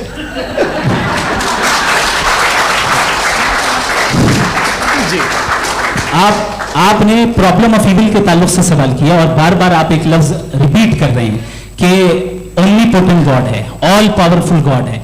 यही तो दरअसल समझना है कि गॉड का कॉन्सेप्ट क्या है। प्रॉब्लम ऑफ इविल जो है, प्रॉब्लम ऑफ इविल दर हकीकत 2 असम्पशंस पर कायम है। अगर आप इन 2 असम्पशंस को समझ जाएं तो ये प्रॉब्लम नहीं रहेगी, आर्ग्यूमेंट आपको समझ में आ जाएगी कि ये कोलैप्स कर जाता है। पॉइंट नंबर 1, यानी जो आपका सबसे पहला फॉल्स असम्पशन है कि गॉड मर्सीफुल है, ओमनीपोटेंट है, दुनिया में जुल्म हो रहा है। लेकिन आपको यह समझना चाहिए कि हमारे वर्ल्ड व्यू के मुताबिक गॉड सिर्फ ओमनीपोटेंट और सिर्फ मर्सीफुल नहीं है। बल्कि वो ऑल वाइज भी है और वो ऑल नोइंग भी है। उसके हर काम के पीछे हिकमत और विजडम है। ये कोई जरूरी नहीं है कि वो हिकमत और विजडम आपको समझ में आए या मुझे समझ में आए। अगर आप जो समझ रहे हैं उसके मुताबिक आप फैसला कर रहे हैं, ये लिमिटेड पर्सपेक्टिव से आर्गुमेंट है। और इस चीज को हम अपनी दुनिया में, अपने लाइफ में, डेली लाइफ में इस प्रिंसिपल को एक्सेप्ट करते हैं। हम जब किसी डॉक्टर के पास जाते हैं, डॉक्टर के पास जाकर वो अगर उसने हमें कोई दवाई दी है तो हम ये तो नहीं कहते कि जब तक आपके पास जितना नॉलेज और जितना विजडम नहीं है, आपने क्यों ये दवाई दी है, तब तक हम इस चीज को एक्सेप्ट नहीं करेंगे। नहीं कहते, हम उसकी अथॉरिटी को तस्लीम करते हैं। क्यों? क्योंकि उसकी हम जानते हैं कि वो नॉलेजेबल है, वो विजडम वाला है, हमसे ज्यादा नॉलेज और हमसे ज्यादा विजडम है। बताएं सर। मैंने डॉक्टर में और खुदा में बड़ा डिफरेंस है। डॉक्टर पढ़ा लिखा होता है एक, तो मैं उसकी बात सुनूंगा। दो एम ये नहीं कुछ जवाब तो ये भी नहीं है सर प्लीज, अगर सब ऑडियंस से बोलने लगेंगे तो फिर मतलब नहीं इससे लाइव बहस का। मतलब आप ये कहें कि क्योंकि आप डॉक्टर पे बिलीव करते हैं इसलिए खुदा पे बिलीव किए, क्या ये मिसाल आपको समझाने के लिए आर्गुमेंट है, इस पे आपको एतराज नहीं है। तो सिंपल बात ये है कि मैं अगर ये यकीन कर लूँ कि एक ओमनीपोटेंट उसकी मसलहत है, ये जो बच्चे मर रहे हैं ये मसलहत है उसकी, मुझे नहीं चाहिए इसकी मसलहत। उसकी मसलहत नहीं, यही तो समझना है, मतलब एक्सपीरियंस। अच्छा, इस आपने अभी मेरी बात पूरी सुनी नहीं। मैंने कहा आपका पूरा आर्ग्यूमेंट दो फॉल्स असम्पशंस पर है। एक फॉल्स असम्पशन मैंने बता दिया, दूसरा फॉल्स असम्पशन ये है कि इस दुनिया में इविल के होने का कोई गुड रीजन नहीं है, जबकि हमारे पास बाज रीजंस मौजूद हैं, हमारे पास बाज वजूहात मौजूद हैं। अगर इस दुनिया में इविल ना हो तो आप गुड को डिफाइन कैसे करेंगे? अगर जुल्म ना हो आप इंसाफ को समझेंगे कैसे? अगर तारीकी ना हो तो आप लाइट को समझेंगे कैसे? बहुत अच्छा। अभी और सुन लें, अभी और बाकी है। ये तो बात बहुत पसंद आई साहब मुझे कि जब तक रेप ना हो तब तक औरतों की इज्जत का ख्याल आपने मेरा जवाब पूरा सुना ही नहीं। जब तक के बच्चों का कत्ल ना किया जाए तब तक आपको बच्चों की मासूमियत की इज्जत। आपने पूरा जवाब सुना ही नहीं। क्या बात है, क्या आपने नुक्ता निकाला? आपने पूरा जवाब सुना ही नहीं। आप सुन लें, मेरी बात सुन लें। ये मैंने आपको एक चीज बताई। दूसरी चीज, इस दुनिया में हम आए हैं टेस्ट के लिए, हमारा टेस्ट हो रहा है और हर इंसान का अलग अलग अंदाज में टेस्ट होता है। और इस दुनिया में अगर इविल मौजूद है तो वो इविल जरिया है हमारे अंदर ह्यूमन नोबल क्वालिटीज को डेवलप करने का और अलग अलग फील्ड में प्रोग्रेस करने का। और अगर हमारे अंदर और इस दुनिया में इविल नहीं होता तो बताइए टेस्ट का मतलब क्या होता? अगर मैं अपने स्टूडेंट को एमसीक्यूज दूं और उसमें सिर्फ राइट आंसर लिख कर दे दूं और कहूं तुम्हारा टेस्ट हो गया, ये मीनिंगलेस है। इस दुनिया में अगर हम टेस्ट के लिए आए हैं तो जाहिर है गुड एंड इविल दोनों मौजूद है। तो अगर गुड एंड इविल दोनों मौजूद है तो ये इविल भी खुदा का बनाया हुआ है? जी हाँ, खुदा का बनाया हुआ है। लेकिन अच्छा, चलो अच्छी बात। जी बिल्कुल, तो बिल्कुल खुदा ने बनाया। अभी तो ये है कि जो मेजॉरिटी है दुनिया में वो इविल है, तो ये खुदा एक्चुअली इविल के साइड पे लग रहा है मुझे। बिल्कुल बिल्कुल, मेजॉरिटी में तो वो है। क्या बात कर रहे हैं भाई आप? मैं बहुत कोई भी जो मुंसिफ होगा, चाहे आपका अपना घर हो जिसके आप सबसे बड़े हैं, चाहे आपकी ऑर्गेनाइजेशन हो जो आप चलाते हैं, वहां पर आप इविल रखेंगे साबित करने को कि बाकी लोग शरीफ हैं? मेरी बात सुनिए, क्या ये आर्गुमेंट ही गलत है? अगर जब तक के कोई इविल नहीं होगा तब तक के शरीफ आदमी शरीफ नहीं लगेगा। अगर एग्जामिनर गलत ऑप्शन दे रहा है तो एग्जामिनर इविल नहीं हो गया, जो गलत ऑप्शन को सेलेक्ट कर रहा है वो फेल होगा। क्रिएटर ने इविल को बनाया है लेकिन वो इविल नहीं है। अच्छा सुनिए मेरी बात, let me complete sir. Creator ने इविल को बनाया है टेस्ट के लिए, वो इविल नहीं है। इविल वो होगा जो उसे इख्तियार करेगा। छुरी को बनाने वाला गलत नहीं होता है, छुरी का गलत इस्तेमाल करने वाला गलत होता है। रेप को कैसे गलत इस्तेमाल करते हैं? रेप इंसान के फ्री विल का नतीजा है। ये रेप कैसे गलत इस्तेमाल होता है? ये अब सुन लें, अब सुन लें। गलत इस्तेमाल होता है। हाँ मैं बता रहा हूँ, कैसे गलत? मैं बता रहा हूँ कि जो इविल इस दुनिया में मौजूद है उसके कई सारे तरीके हैं। एक तरीका इंसान का अपना फ्री विल है। अब अगर कोई रेपिस्ट रेप कर रहा है तो इसका गॉड का कसूर नहीं है, वो अपने फ्री विल का गलत इस्तेमाल कर रहा है, उसको सजा मिलनी चाहिए। अच्छा। और उसी के लिए जहन्नम बनाई गई है।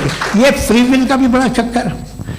आप जब कोई बुरा काम करते हैं, कोई बुराई होती है, तो ये कहा जाता है कि ये फ्री विल है। 7 billion free wills are moving on this planet. 7 billion free will. और एक आदमी अपनी फ्री विल से मुझे कत्ल कर दे तो मैं खुदा की मर्जी से मारा हूं कि इसकी फ्री विल की वजह से? मेरी मौत खुदा के हाथ है या ये फ्री विल वाले के हाथ है? खुदा ने फ्री विल का निजाम बनाया है और उस निजाम का गलत इस्तेमाल करके कोई आपको मार रहा है, इस्तेमाल करके मेरा कत्ल कर देता है। अब मेरी मौत का जिम्मेदार कौन है? वो इंसान जिम्मेदार है वो इंसान। जी। ये कहना कि और उसको सजा मिलेगी। तो अब आप आगे चलिए कि ये तय करना कि अल्लाह ही या खुदा, सॉरी अल्लाह नहीं, खुदा ही जिंदगी देता है, खुदा ही मौत देता है, ये गलत है। बिल्कुल गलत नहीं है। हाँ, नहीं, निजाम उसी ने बनाया फ्री विल को, निजाम मौत और हयात को उसी ने बनाया। You are contradicting yourself. अभी आपने कहा कि एक आदमी ने फ्री विल से आपको मार दिया, इसमें उसे फ्री विल दी गई थी, उसने गलत इस्तेमाल किया। 7 billion free wills are moving on this planet, और आप चाह रहे हैं कि मैं सिर्फ खुदा का ध्यान करूं। ये 7 बिलियन फ्री विल्स को मुझे लुक आफ्टर करना पड़ेगा कि नहीं? ये तो तबाहियां कर रही हैं और तबाहियां ज्यादा हो रही हैं। बिल्कुल। तो अगर आप बताएं अगर खुदा नहीं है फॉर एग्जाम्पल, तो आप इविल को कैसे डिसाइड करेंगे? यानी how can you define evil objectively without God? Evil को डिफाइन करिए। देखिए, दुनिया में 2 तरह के जानवर हैं, एक जो अकेले रहते हैं जंगल में, और एक जो ग्रुप्स में रहते हैं। ग्रुप में जो भी रहेगा, चाहे वो आपका फाउंडेशन हो, चाहे कोई क्लब हो, चाहे कोई पॉलिटिकल पार्टी हो, चाहे कोई यूनिट हो, उसमें आपको इंटरैक्ट करने के रूल बनाने पड़ेंगे। यानी लोग तय करेंगे। लोग तय करेंगे। अगर लोगों ने ये तय किया कि किसी का रेप करना सही है, आप जस्टिफाई करेंगे? नहीं, आपका फाउंडेशन तो ये हो गया ना कि लोग ही विल डिसाइड करेंगे। नहीं, अरे दुनिया में ऐसे ग्रुप्स हैं जो रेप को जायज मानते हैं सर्टेन हालात में। मैं डिटेल में नहीं जानूंगा, आप भी जानते हैं। ये जो आईसिस वाले थे, इन्होंने क्या किया था, तो उन्होंने क्या किया उसका खुदा से कोई ताल्लुक नहीं है सर। मैंने सिंपल सवाल किया कि इविल को आप डिफाइन करते कैसे हैं? आइए वापस आइए जी। आप साथ में तभी रह सकते हैं जब कुछ आप ऐसे उसूल डेवलप करें जिसमें हर एक का बेसिक तहफ़्फ़ुज़, हर एक का बेसिक राइट हो और हर एक को कोई आराम मिले। यही तरीका है किसी भी ऑर्गेनाइजेशन जिसमें एक से ज़्यादा लोग हैं और वो ऐसे चलती है ज़िंदगी। उसमें अगर आप गड़बड़ करेंगे तो तबाही होगी, नुकसान होगा, बर्बादियाँ आएंगी। और अगर उसमें आप घर ले लीजिए ना, एक हस्बैंड है, एक वाइफ है, बच्चे हैं, वालदा भी हैं, 2 बहनें भी हैं, एक भाई भी है। अब इसमें कोई निज़ाम आपको चाहिए साथ में रहने का, और एक दूसरे पे भरोसा रहे, एक दूसरे के बहीख्वाह हों, एक दूसरे की मदद करें, ऐसी जिंदगी। सर आपकी बात आ गई, आप ये कह रहे हैं कि लोग डिसाइड करेंगे क्या सही है क्या गलत है, यही है? मेजॉरिटी डिसाइड करेगी क्या सही है क्या गलत है? अरे भाई बिल्कुल। मेजॉरिटी अगर ये कहे कि नाजी जर्मनी के साथ जिस तरह मेजॉरिटी थी कि जेनोसाइड करना सही है, आप जस्टिफाई करेंगे? उस वक्त आपका ये सवाल सिर्फ उसके बाद क्लोजिंग। हाँ, उस वक्त प्लेनेट पे जो लोग थे उनमें कितने लोग हिटलर को सही समझते? अच्छा, प्लेनेट की मेजॉरिटी तय करेगी, सोसाइटी की नहीं। प्लेनेट की मेजॉरिटी गॉड के एग्जिस्टेंस को सही मानती है, आप क्यों नहीं मानते?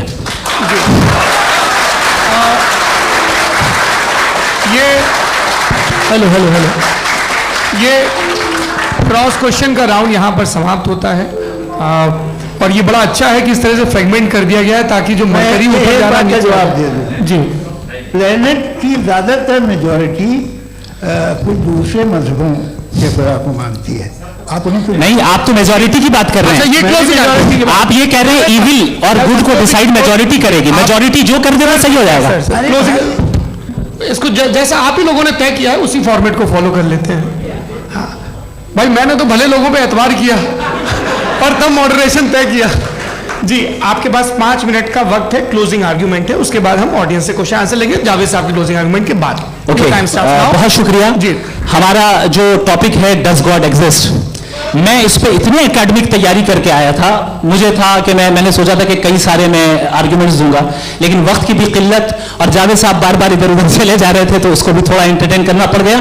डज गॉड एग्जिस्ट पे मैं एक ही आर्ग्यूमेंट दे पाया। आर्ग्यूमेंट्स बहुत हैं और डेफिनेटिव आर्ग्यूमेंट्स हैं, और मेरे आर्ग्यूमेंट को किसी एक राउंड में भी इन्होंने एंटरटेन नहीं किया, रेफ्यूट नहीं किया, एक राउंड में भी नहीं, एक राउंड में भी नहीं। कौन सा? और ना ही अभी आपका क्लोजिंग आर्ग्यूमेंट आएगा, नहीं हो बता देना। Argument of contingency sir. अरे मैं आपसे कई बार कह चुका हूँ कंटीजेंसी का मतलब। अब मैं कैसे समझाऊं आपको? आपस में हाँ, आप और कितने आसानी से समझाऊं मैं, मुझे तो नहीं समझ में आ रहा है।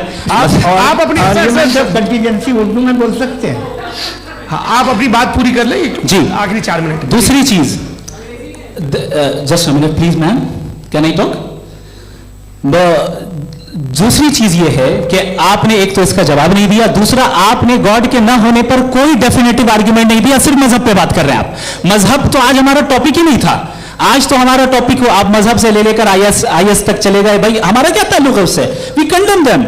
और उसका गॉड से क्या ताल्लुक है? अगर कोई गलत काम कर रहा है, किसी ने किसी को कत्ल किया, किसी ने किसी का रेप किया, उसको सजा मिलनी चाहिए। और आपके पास कोई भी rational strong foundation of morality नहीं है। आपने कहा कि मेजॉरिटी तय करेगी सोसाइटी की, वो सही होगा। मैंने कहा हिटलर को फिर आप सही कहेंगे? नहीं, प्लैनेट की सोसाइटी की मेजॉरिटी तय करेगी। तो प्लैनेट की मेजॉरिटी गॉड के एग्जिस्टेंस को मानती है, आप क्या नहीं है रिलीजियस है? तो यानी आपके पास कोई स्ट्रॉन्ग फाउंडेशन नहीं है ऑब्जेक्टिव मोरालिटी का। ऑब्जेक्टिव मोरालिटी का अगर कोई फाउंडेशन है तो वो सिर्फ गॉड है, गॉड है, गॉड है। थैंक यू जी। ये मुफ्ती शमाइल नदवी साहब का क्लोजिंग आर्ग्यूमेंट था। अब हमारे पास जी जी ये बड़ा अच्छा है कि दोनों लोगों को मॉडरेटर से शिकायत भी और बोल रहे भाई हमारी शाबाशी भी तो करते चलो। अब मेरी बात जी, आपके पास जावेद अख्तर साहब 5 मिनट का वक्त है, ये आपका क्लोजिंग आर्ग्यूमेंट है, टाइम रीसेट कर दें जी। देखिए, बहुत सारी बातें हैं। गॉड का डेफिनेशन दुनिया के किसी भी रिलीजन में है कि वो ओमनीपोटेंट है, वो ओमनीप्रेजेंट है, he is just, he is kind, he loves you and so on. मैं जब दुनिया देखता हूँ तो मुझे कोई ऐसा सुप्रीम पावर यहाँ दिखाई नहीं देती है जो इंसान की बहबूदी के लिए कुछ कर रही हो, कमज़ोर को बचा रही हो, मदद कर रही हो, जालिम को पीछे हटा रही हो। मैं नहीं देखा, तारीख में नहीं। एक तो अगर है और ये देख रहा है तमाशा, तो उसका होना न होना बराबर है। दूसरा ये कि ये जो है, जब आप ये कहते हैं कि कायनात जिसकी कंटिजेंसी है, मैं देखिए वो लफ्ज़ इस्तेमाल किया मैं, तो ये कैसे हो सकती है भाई? और फौरन आप सरेंडर कर देते हैं कि जाहिर है कि इसका बनाने वाला तो इससे 10,000 गुना था तो कॉम्प्लिकेटेड होगा। उस पर आपके होने पे कोई इतराज नहीं है। उसे वो टाइमलेस है, वो पहले से था, टाइम तो बहुत बाद में आया। ये सब आप मानने को तैयार है जिसका आपके पास कोई सबूत नहीं, आपके पास कोई रीजन नहीं है। आपकी तारीख क्या है मजहबों की? बिलीफ की, जो खुदाओं का बिलीफ है, ये कॉन्स्टेंटली गलत साबित होता रहा है। मतलब आप कहें कि अरिस्टोटल के ज़माने में तो सब जाहिल थे, वो भी इतने ही यकीन से खुदा पे यकीन रखते थे, जो अब नहीं रहा, ये भी नहीं रहेगा। आप लिख लीजिए। और इसके आसार आपको दुनिया में दिखाई देना शुरू हो चुके हैं। ये बहस क्या आज से 100 साल पहले इस तरह हो सकती थी? यहाँ तक तो आपको हम ले आए हैं। तो सर अरे इनको मदद की जरूरत नहीं भाई, ये सेल्फ सफिशिएंट आदमी है, आप क्यों इनकी मदद कर रहे हैं? Sir please. तो ये जो है तमाम बातें अपनी जगह हैं। ये एक पैकेज है। आप अकेले, कोई आदमी ऐसा नहीं जो सिर्फ गॉड को मानता हो, उसके साथ बहुत पैराफर्नेलिया आता है, अलग अलग पैराफर्नेलियाज आते हैं। They have always created chaos in the society. मैं तो आपको सीधा ऑफर देता हूँ कि दुनिया में 10 इम्पॉर्टेंट बिलीव्स हैं। आप एक मानते हैं, 9 नहीं मानते, 9 में आप एथियस्ट हैं, 9 को आप बिल्कुल रीजनेबली मेरी तरह देखते हैं। तो 90 मजहबी आदमी भी 90% एथियस्ट है, वो दूसरे खुदा नहीं मानता, एक खुदा मानता है अपना वाला, बाकियों को कहता है गलत है। अगर आप मानना ही बंद कर दे तो आपका 10% चांस है कि आप सही हैं और 90% चांस है कि आप गलत हैं। मेरा मशवरा, आप मानना छोड़ दिए तो 50% चांस होगा कि आप सही हैं और 50% चांस होगा, 40% आप गेन करेंगे बाय बिकमिंग एथियस्ट।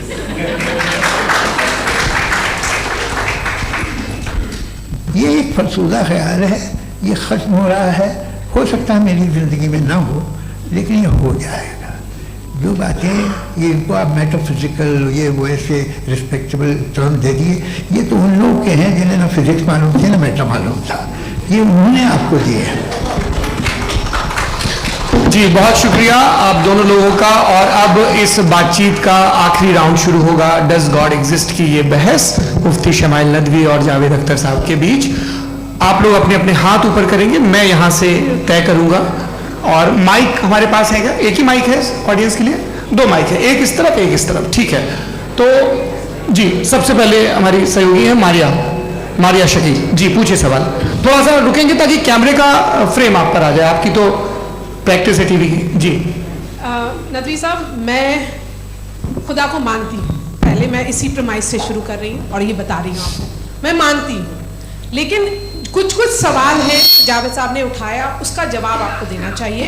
पहला सवाल ये कि गजा में सालों से छोटे बच्चे मर रहे हैं, वो उनको अगर खुदा मर्सीफुल है, हम मानते हैं कि अल्लाह ताला में बहुत ताकत है, तो वो बच्चे क्यों मर रहे हैं। दूसरी बात ये कि अगर कंटिजेंसी की जो आप बात करते हैं, पूरे मुस्लिम ममालिक मिल करके भी उन गजा के बच्चों को क्यों नहीं बचा पा रहे हैं, क्योंकि अगर वो चाहते, क्योंकि अल्लाह ताला उन पर हुकूमत करते हैं, सब पर हुकूमत करते हैं, तो वो उनको क्यों नहीं बचा। जी थैंक यू वेरी मच।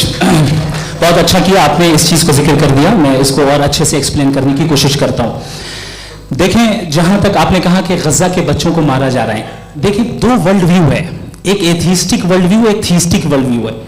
बच्चे मर रहे हैं दोनों वर्ल्ड व्यू में, लेकिन हमारा वर्ल्ड व्यू कह रहा है कि रिकॉम्पेंस है, ये कह रहे हैं कि उनका मरना बेकार जाने वाला है, कोई उसका रिकॉम्पेंस नहीं है, चूंकि इनके यहां आखिरत और अल्लाह का कोई तसव्वुर या गॉड का कोई तसव्वुर नहीं है।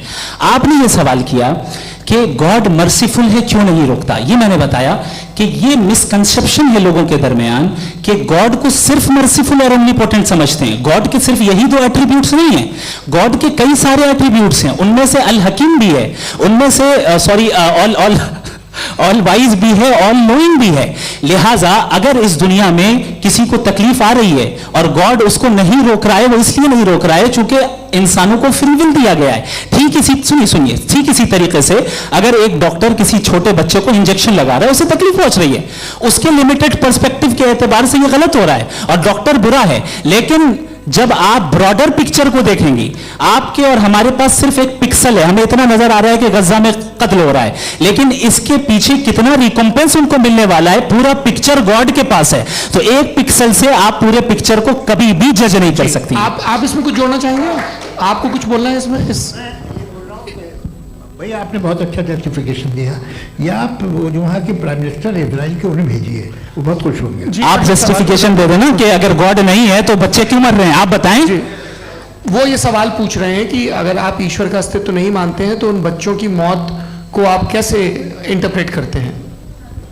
भाई ये दुनिया जो है, जो ताकतवर लोग होते हैं वो एक नाइंसाफी करते हैं। तो ये अच्छा काम है, आपके नजदीक तो नेचर नाइंसाफी पे मबनी है। अरे मेरे भाई, आप नेचर की कहाँ बात कर रहे हैं, तो इंसान की बात। जी, तो फिर जब मैं इंसान की बात कर रहा था आप नेचर की बात करने लगे। क्रॉस एग्जामिनेशन नहीं। हाँ, अब आप मुझे बोलने नहीं देंगे तो अलग बात है, आप बोलिए, मैं मुझे कुछ जी नहीं, ये क्रॉस एग्जामिनेशन मुझे बोल तो लेने दीजिए। जी बोलिए। क्या बात ये है कि ह्यूमन सोसाइटी तभी साथ में रह सकती है जब वो मोहब्बत से, एकता से, एक दूसरे के एहतराम करके रहे। इसके अलावा पॉसिबल नहीं है, अकेले तो इंसान रह ही नहीं सकता।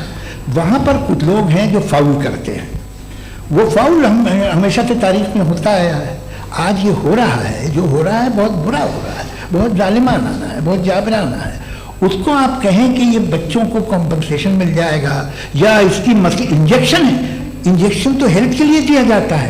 आप ये कह रहे हैं कि ये बच्चों की जो धज्जियां उड़ रही हैं ये इंजेक्शन है, ये टेस्ट है, ये टेस्ट है और उस टेस्ट में उनको ऐसा रिकॉम्पेंस मिलेगा जो आपके तस्वुर के बाहर है। ये आप 3 वर्ष के बच्चे को बारूद से उड़ा के टेस्ट ले रहे हैं। वाह, वो नहीं ले रहा है, खुदा नहीं उड़ा रहा है, इजराइल उड़ा रहा है। जी, ये उसको अगला सवाल लेते हैं।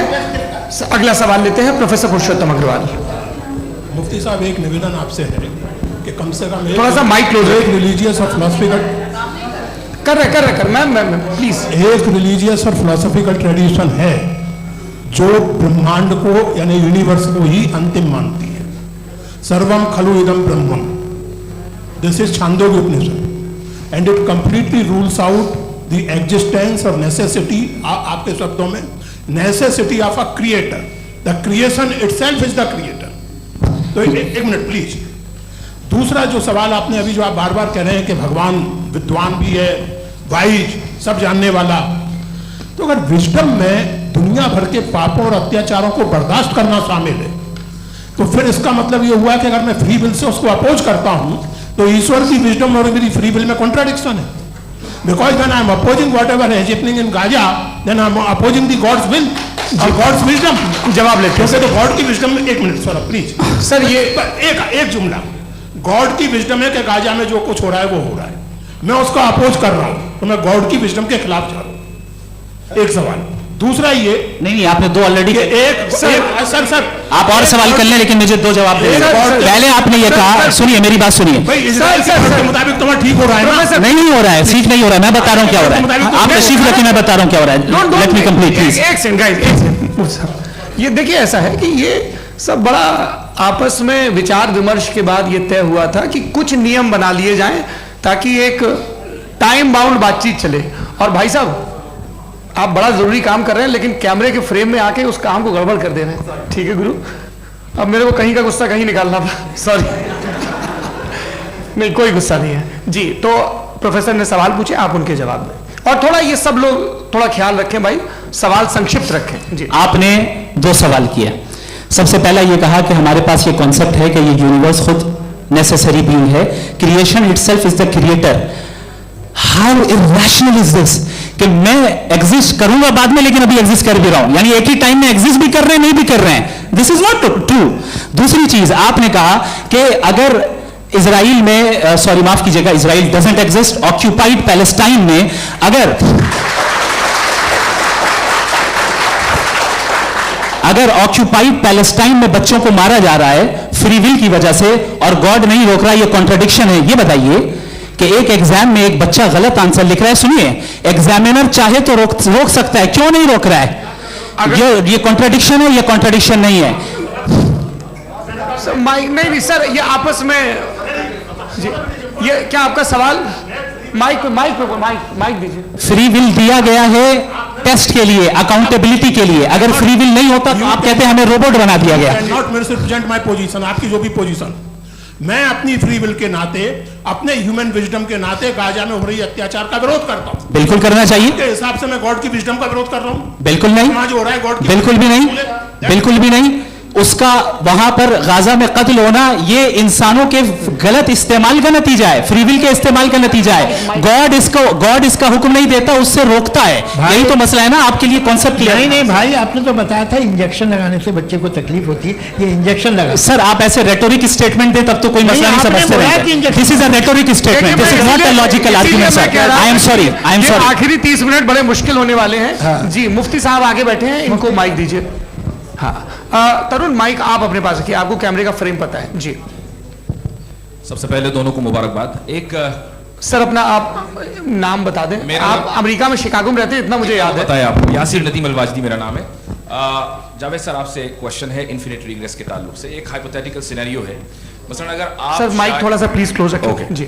अगर आप शायर इसलिए हैं कि आपके कोई उस्ताद शायर थे, और वो इसलिए शायर थे कि उनके कोई उस्ताद शायर थे, और इसी तरीके से हम माजी में पीछे चलते चलते चले जाएं और कहीं ना रुके, तो माफ कीजिएगा आप कभी शायर नहीं हो सकते। लेकिन आप शायर हैं, आपका शायर एग्जिस्ट करता है, इसका मतलब यह है कि आप कहीं ना कहीं रुके हैं। तो मेरा सवाल यह है कि क्या आप इन्फिनिट रिग्रेस ऑफ कॉजेस को लॉजिकल फैलेसी मानते हैं या नहीं मानते?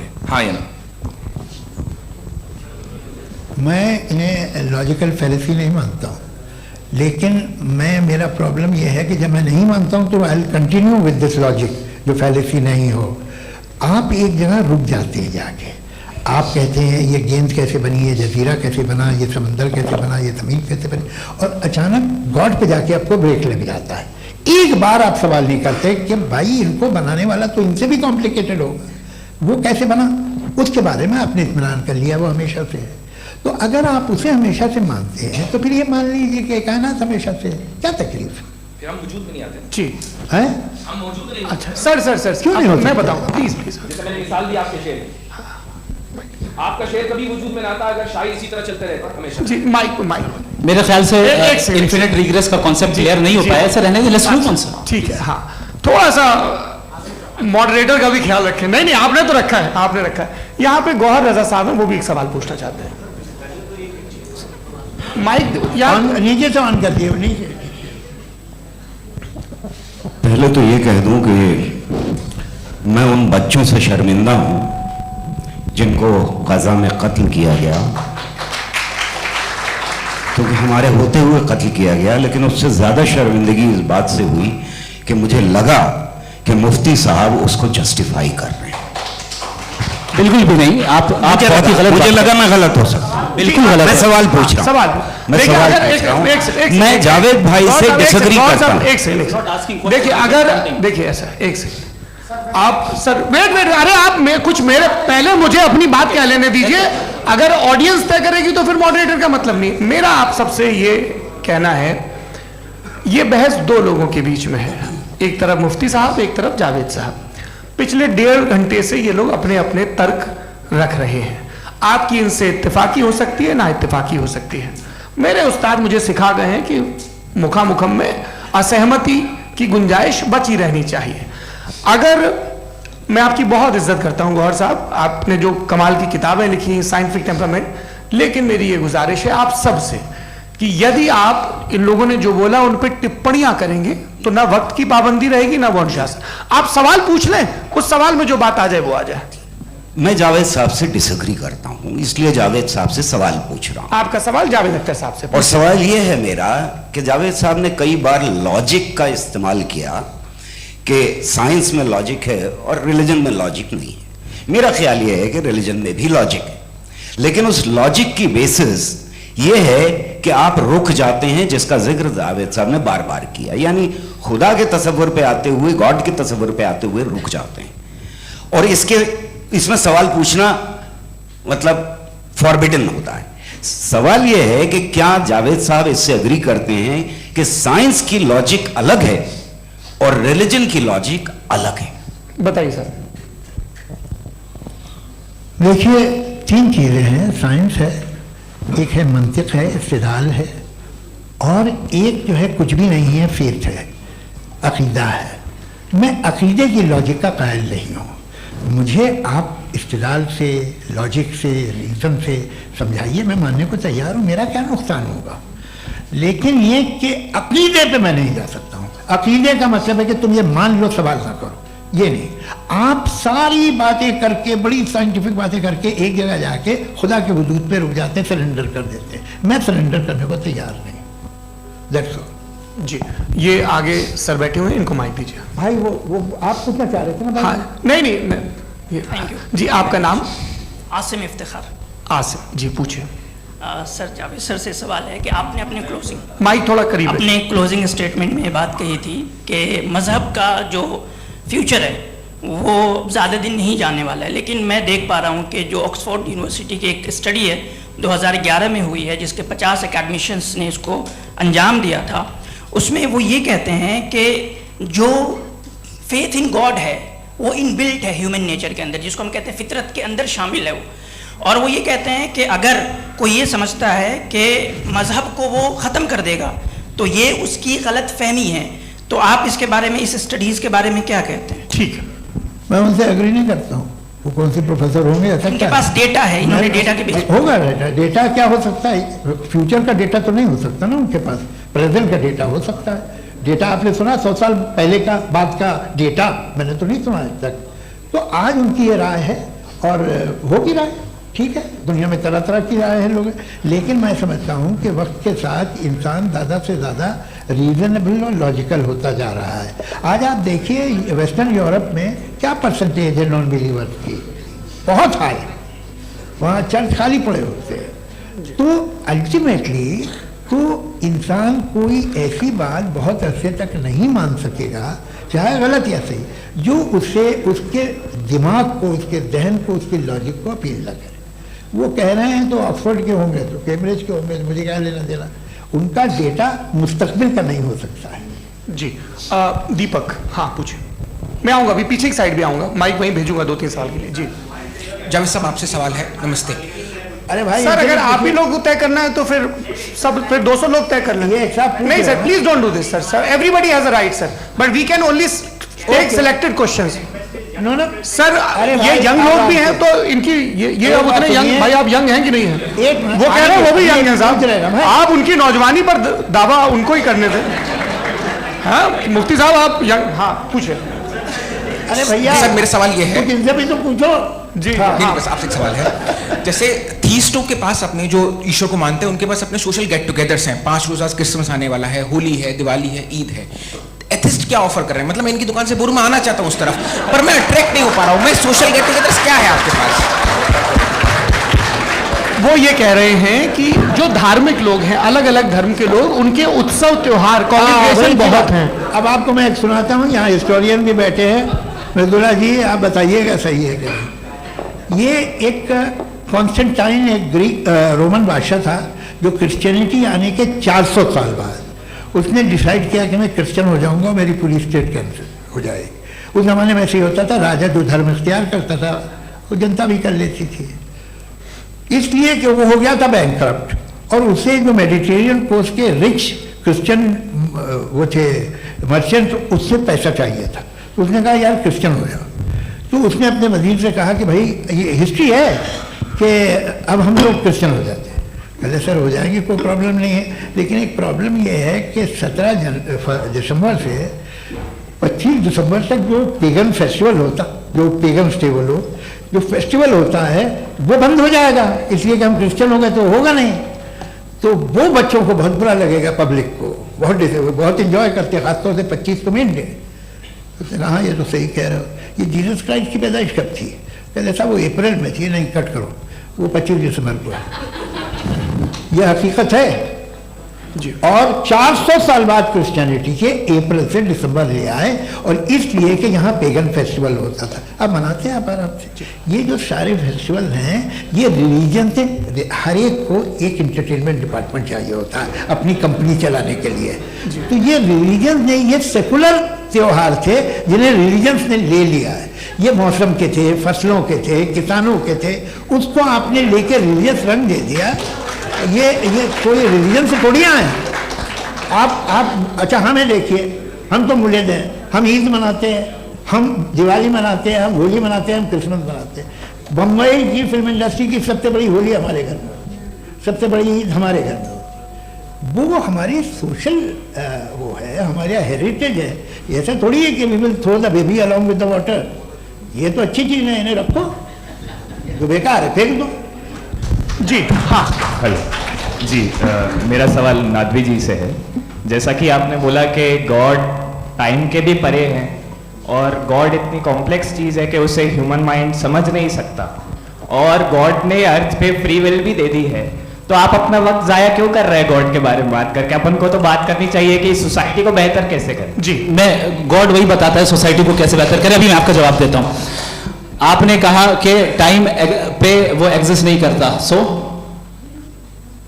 नहीं, मेरा सवाल ये है कि जैसा आपने बोला कि गॉड बहुत ही कॉम्प्लेक्स चीज है। मैंने कहा ही नहीं कि कॉम्प्लेक्स है, तो आपके अल्फाज है। कॉम्प्लेक्स का लफ्ज गॉड के लिए सुटेबल नहीं है। क्यों? क्योंकि कॉम्प्लेक्स वो चीजें होती हैं जो ऑब्जेक्ट हो। God is not an object जिसको आप इंस्ट्रूमेंट के जरिए लेबोरेटरी में जाके टेस्ट करें, oh it's very complex. No, वो कोई कार का इंजन नहीं है। मेरा फिलोसॉफिकली नेसेसरी बीइंग ऐसी बीइंग है जो सिंपल बीइंग है। हाँ, आप उसको मुकम्मल तौर पे उसकी तमाम हिकमतों को जान ले और हर चीज को जान ले, ये पॉसिबल नहीं है, क्योंकि वो ऑल वाइज है, आप ऑल वाइज नहीं है, और वो खुदा है, वो आपको सारी चीजें बता दे, ये जरूरी नहीं। मेरा सवाल ये नहीं था, मेरा सवाल ये था कि जब गॉड इतना परे है इस दुनिया से कि उसने अर्थ पे फ्री विल भी दी है, हम सब ह्यूमंस की फ्री विल है, और जो सोसाइटी में हो रहा है वो अपन लोग डिसाइड करेंगे, तो अपन लोग डिसाइड नहीं करेंगे ना, अपन लोग डिसाइड नहीं करेंगे। गॉड जो है, गॉड ने वो उसकी जात, उसकी एग्जिस्टेंस टाइम एंड स्पेस से परे है, लेकिन वो हमारा टेस्ट ले रहा है, और उसी गॉड ने हमें बताया कि तुम्हें क्या करना है क्या नहीं करना है, तो जाहिर है उस गॉड की बात सुनेंगे ना। जी, वो पीछे एक चश्मा लगाए जो मैम खड़ी हैं, उनको दीजिए। हाँ आप जी जी बिल्कुल आएंगे। देखिए मैं कोशिश कर रहा हूँ सब तरफ जाने की। हाँ उनको दीजिए माइक। जी हेलो सर, मैं ओमनी प्रेजेंट नहीं हूँ, टाइम पाबंद हूँ, और जहां तक कोशिश कर सकता हूँ करूंगा। जी अपना नाम बताइए। मेरा नाम उर्सुला है, मैं दिल्ली यूनिवर्सिटी की एक स्टूडेंट हूँ और मैं स्टूडेंट फेडरेशन ऑफ इंडिया से हूँ। मेरा सवाल मुफ्ती जी से है कि इस हॉल के इस कमरे में बैठ के हम लोग रेप की मोरालिटी के बारे में फिलोसफिकली बात तो कर सकते हैं, बट असलियत ये है कि रोजमर्रा की जिंदगी में औरतें रेप के थ्रू गुजरती हैं, और हम लोग सिर्फ नंबर्स पे इस तरह नहीं देख सकते, क्योंकि कितनी औरतें हैं इन कंट्रीज में जहां पे आप बता रहे हैं कि केसेस कम हैं, जिनका एक्सेस है कि वो जाके केस फाइल कर सकें। कितनी औरतें हैं जो जिनको काम करने की आज़ादी है उन कंट्रीज में। यूरोप में ये आज़ादी आ गई, यूरोप में ये रूल्स आ गए, तो हम आज उसके बारे में बात कर पा रहे हैं। जी जवाब। आपने ये कहा कि कमरे में बंद होकर हम लोग इस पर फिलोसफिकली बात कर सकते हैं, लेकिन हकीकत में क्या हो रहा है, वो ग्राउंड लेवल पे क्या हो रहा है जो बहुत गलत हो रहा है, और वो सफर कर रही है। आई एग्री, बहुत गलत हो रहा है, और जो गलत हो रहा है उसको हमें रोकना है। और क्यों रोकना है, वो गलत क्यों है? हमारे पास इसका ऑब्जेक्टिव फाउंडेशन है, इनके पास उसका ऑब्जेक्टिव फाउंडेशन नहीं है। मैं ये कहना चाह रहा हूं कि जहां पे भी जुल्म हो रहा है, जहां पे भी औरत पे जुल्म हो रहा है, या उसकी इज्जत लूटी जा रही है, या उसे तकलीफ पहुंचाई जा रही है, और सिर्फ औरत नहीं, किसी इंसान के ऊपर भी जुल्म हो रहा है, तो उसके खिलाफ खड़ा होना, ये मॉरलिटी हमारे पास गॉड के पास से आई है। वरना जावेद साहब तो कह रहे हैं कि जो है मेजॉरिटी डिसाइड करेगी, तो मेजॉरिटी तो कभी भी बदल सकती है। क्या आप नातू? हाँ। ये थोड़ी सी आपको गलतफहमी है। मैं अगर मेरे जुमले से ये मदना निकला या मैंने कहा, तो ये जुमला मैं वापस लेता हूँ। ये मेरा मतलब ही नहीं था कि मेजॉरिटी डिसाइड करेगी। मेजॉरिटी डिसाइड करे तो दुनिया में बड़ी, वैसे आपने कहा था ये जुमला, अच्छा हो सकता है, मैं मान रहा हूँ, बाद में रिकैप कर लेंगे। अरे भाई, एक सेकंड मैं अपनी एक्सप्लेनेशन दे रहा हूँ। मुनासिब बात यह है कि हम सब के सब दिल में जानते हैं कि क्या अच्छा है क्या बुरा है, हमें पता है अच्छी तरह से। जो लोग बुरे काम करते हैं उन्हें भी मालूम अच्छा क्या है। यही तो सवाल था हजरत कि फिर ये मोरालिटी आई कहां से? Cross examination. हाँ जी, हाँ। मोरालिटी साथ रहने की डिजायर से आई, यानी साथ रहकर जो कुछ कह दे, जो कुछ कर दे, वो हो जाएगा? नहीं नहीं, तो आप कायदे से रह ही कर सकते हैं जब तक लोगों में मोरालिटी हो, वरना क्यास हो जाएगा। ये आपको कैसे पता? जी हमने देखा ना, जहाँ मोरालिटी का क्यास हो गया, हम देखते हैं। कहाँ पे देखते भाई? दुनिया में। आप जो कह रहे हैं, आप अभी कहीं मैं पे आप अगर लोगों गलत को हो रहा है, इस बहस तो के उसको बाद मैं आप लोगों देखिए, को आप सर मुफ्ती आप साहब, मैं- एपिस्टेमोलॉजी की बात कर रहे हैं, मैं ओंटोलॉजी की बात कर रहा हूं। मैं इस बहस के फाउंडेशन बाद क्या आप है? दोनों लोगों को चाय पे फाउंडेशन- होस्ट करूंगा, वहां पे क्रॉस एग्जामिनेशन कर लीजिएगा। अभी ऑडियंस का हक मार रहे हैं आप लोग भाई, सर जस्ट लोग हैं आप लोग। और सर भाई ये हाँ, उधर आएंगे, उधर इनको आएंगे। जी सर आएंगे। अच्छा सर मेरा नाम लईकुर रहमान है और मैं अलीगढ़ मुस्लिम यूनिवर्सिटी का स्टूडेंट हूँ। और जहाँ तक मुझे पता है कि sir you are also product of Aligarh Muslim University. मैं भी उसी चमन का बुलबुल। हाँ सर, तो खुशी हुई मुझे जान करके कि मैं आपसे मिलूंगा। सवाल सर, मेरा सवाल ये है, सर सैयद अली रहमा का नज़रिया ये था कि खुदा के वजूद को अक्ल के दायरे में रह करके तलाश करना, न कि पूरी तौर से उसका इनकार कर देना। Sir how will you define it? नहीं, तो ये तो आप इन्हें बताइए। ये सवाल आपसे खुदा का वजूद साबित कर रहे हैं। तो सर आपने इनकार किया रखा है, इस वजह से मेरा क्वेश्चन। उन्होंने यही सर से एक सेकंड, सर सैयद ने यही कहा ना कि अक्ल से आप खुदा के वजूद को साबित नहीं कर सकते, यही कहा ना भाई। वो उन्होंने कहा कर सकते हैं और वो कर दिया गया आज। वो फोन तलाश करना या साबित करना अक्ल से अक्ल से नहीं हो सकता। अरे सवाल तो सुन लीजिए जी। अक्ल से नहीं हो सकता है, यही कहा ना आपने। अक्ल से हो सकता है। अरे वो यही कह रहे भाई, आप बता रहे हो सकता है, वो तो कुछ और। आप अगर सर देखो नौजवान फोन ले लो, इतनी कमाल की यूनिवर्सिटी है। अरे भाई दे दो, अरे दो भाई, मेरी बात सुनो, माइक पे बोलो ताकि जो लाखों लोग देख रहे हैं। माइक दे दो ना। अरे देंगे ना माइक, तुम ठहरो तो। हाँ सर, मेरा सवाल ये था कि सर सैयद अली रहमा का एक नजरिया था अपना कि खुदा का जो वजूद है उसको अक्ल के दायरे में रह करके तलाश करना है, न कि पूरे तौर से इनकार कर देना है। ये उनका कॉन्सेप्ट था। लेकिन मेरा सवाल ये है कि आप इसको कैसे डिफाइन करते हैं, एक्सप्लेन कैसे करेंगे? मैं आपसे जानना चाहता हूँ, क्योंकि you are the product of Aligarh Muslim University. मुझे अक्ल के दायरे में रख के मैंने बहुत तलाश की, मुझे मिला नहीं। हाँ ये इधर वो चश्मा लगाए जो, हाँ उनको दे दीजिए। जी जी फटाफट पूछिए, बस 5 मिनट है, 5 मिनट में खत्म हो रहा है। हाँ अस्सलाम वालेकुम मुफ्ती साहब। एंड मेरा सवाल जावेद अख्तर साहब से। क्या नाम है आपका? अरे भैया सब मुझे पूछ रहे हो।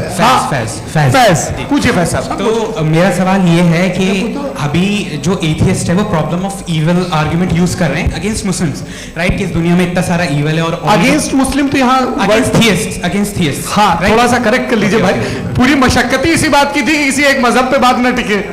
जी, तो बेसिकली ये आर्ग्यूमेंट ऐसा है कि इस दुनिया में इतना ज़्यादा ईवल एग्जिस्ट करता है और अगर एक ऑल गुड गॉड है तो वो रोकता क्यों नहीं है? लेकिन इस सवाल में एक हिडन अजम्पशन ये है कि इस दुनिया में ईवल एग्जिस्ट करता है। अब एथियस्ट ही कैसे ऑन्टोलॉजिकली प्रूव कर सकते हैं कि इस दुनिया में ईवल एग्जिस्ट करता है? मैं आपको बताता हूँ, थोड़ा सा समझा। नहीं सर हम लोग इनको सुनिए। नहीं please don't do that. I want to explain ontology. नहीं हम समझ गए सर, इनको अब जवाब देने दीजिए। अच्छा सवाल पूछना है? तो अभी तक क्या था? वो मैं थोड़ा सा ऐड ऑन कर लेता हूँ। तुम गुरु, तो हम जब इसका राउंड 13 करेंगे ना तब तुमको स्टेज पे बिठाएंगे। जी तो हाँ जल्दी से। तो देखिए एथिज्म के हिसाब से सब कुछ रैंडमली बन गया है, सब कुछ एटम्स और मॉलिक्यूल्स है। एक पत्थर में और मुझ में सिर्फ इतना फर्क है कि हम लोग एटम्स और मॉलिक्यूल्स का अलग अलग रीअरेंजमेंट है। अब एक पत्थर को कोई इंसान तलवार से 2 टुकड़ों में काट दे या मुझे, according to atheism it is same, there is no evil and good according to atheism. जी अच्छा, फैज साहब का सवाल ये है कि हाँ, कोशिश भी करते तो इससे गलत सवाल नहीं कर पाते। एक लाइफ फॉर्म है और लाइफ फॉर्म में फीलिंग है, मतलब लाइफ फॉर्म सुनता है, देखता है, टेस्ट कर सकता है, फील कर सकता है, तो उसकी जो क्वालिटी इस बबल में आ गई है, वो जानवर में भी है, इंसान में भी है। तो जाहिर है कि उसे कोई तकलीफ पहुंचेगी, तो चूंकि उसके पास वो सेंसिटिविटी है तो मैं करेगा। पत्थर में वो सेंसिटिविटी नहीं है। तो ये क्या सवाल हुआ कि अगर पत्थर को काटा तो पत्थर को तकलीफ नहीं होती, तो आपको काटे तो आपको क्यों तकलीफ हो? बैठ जाइए। जी हाँ, अगला सवाल। हाँ पूछे जी जावेद अख्तर साहब। अरे भैया, सब आप लोग मुफ्ती साहब को छोड़ रहे हैं, तो मेरे ही पीछे पड़े हैं क्या? फिर सच्चा बोलो भाई। You asked how God can exist when children die in Gaza. हाँ? You asked how God can exist when children die in Gaza, and you also mentioned the rise of atheism in Europe. But the same events also are leading many atheists and non-believers to turn towards faith. How do you interpret this contradiction, where suffering pushes some away from God, yet brings others closer to belief? आपको एक बात बताऊं, दुनिया perfect तो कहीं भी नहीं है, हर जगह कुछ खामियां हैं। बेटा एक मिनट, आप ही को कहेंगे, देखो वो तो कुछ खामियां, कमजोरियां, खराबियां सब जगह है।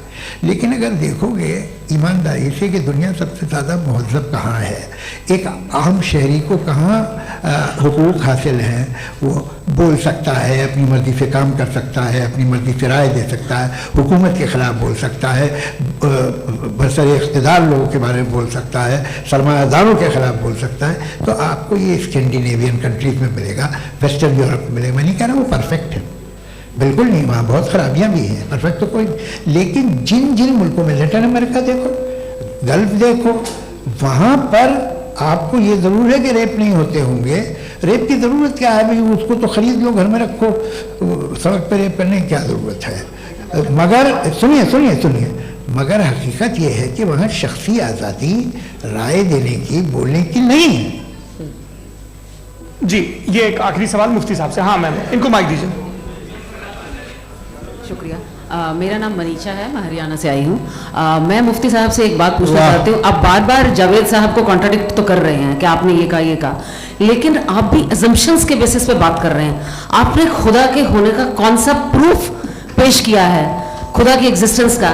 अब इस सवाल को अलग रहने दीजिए, कौन एथीस्ट है कौन नहीं है। और दूसरी बात जो आपने एक छोटी सी कही थी कि ये फ्री विल का इस्तेमाल करता है इंसान अपनी, लेकिन उस फ्री विल का इस्तेमाल में मतलब खुदा ने ये दे दी सबको ये इजाजत कि वो कितना घिनौनापन और कितने ज्यादा खराब से खराब तरीके इस्तेमाल कर सकते हैं। जवाब सुनते जी। आप फ्री विल को मानती है ना, या आप कहती है कि फ्री विल नहीं है ना? मानती है ना? तो अब आपके पास इसका कोई एक्सप्लेनेशन नहीं है कि अगर एक इंसान उस फ्री विल का इस्तेमाल करके गलत काम कर रहा है और बच के अच्छी जिंदगी गुजार के निकल जा रहा है, उसका कोई रिकम्पेंस नहीं है।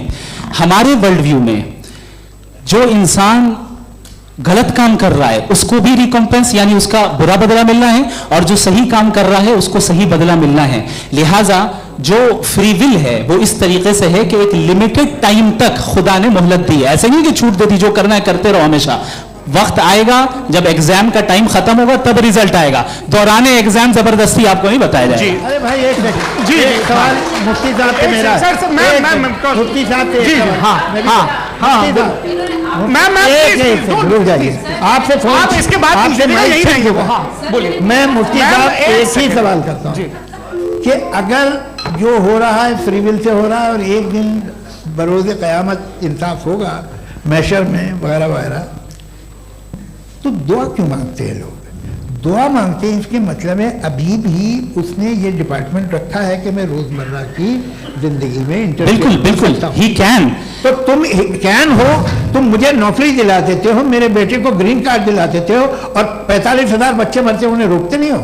नहीं, तो क्या आप ये कह रहे हैं कि इस दुनिया में जालिमों को कभी पकड़ी नहीं होती है? अरे जो भी पकड़ होगी, वो बच्चे रोते हैं। बिल्कुल, देखिए मैंने अपने ओपनिंग स्टेटमेंट में यही कहा था कि जनाब जावेद साहब सिर्फ emotional argument, this is an emotional argument. ये छोटे मोटे इसके पीछे का रीजन मैंने बताया क्या है। देखिए मैं बार-बार यहाँ पर मंच से आप लोगों को सज्जनों इसलिए कह रहा हूं ताकि थोड़ा सा आपके कॉन्शियंस पे जोर रहे कि आपको ऑर्डर बचा के रखना है।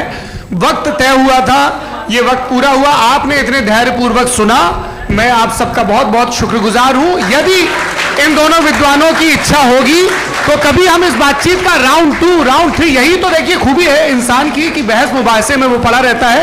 आप लोगों ने बड़े धैर्य का परिचय दिया, बहुत बहुत शुक्रिया। इसी के साथ ये बातचीत आप लोगों को मैं एक बात बता दूं, ये सारी बहस हो गई, अब मुफ्ती साहब और बड़े मुफ्ती साहब इन के साथ में खाना खाने वाला हूं।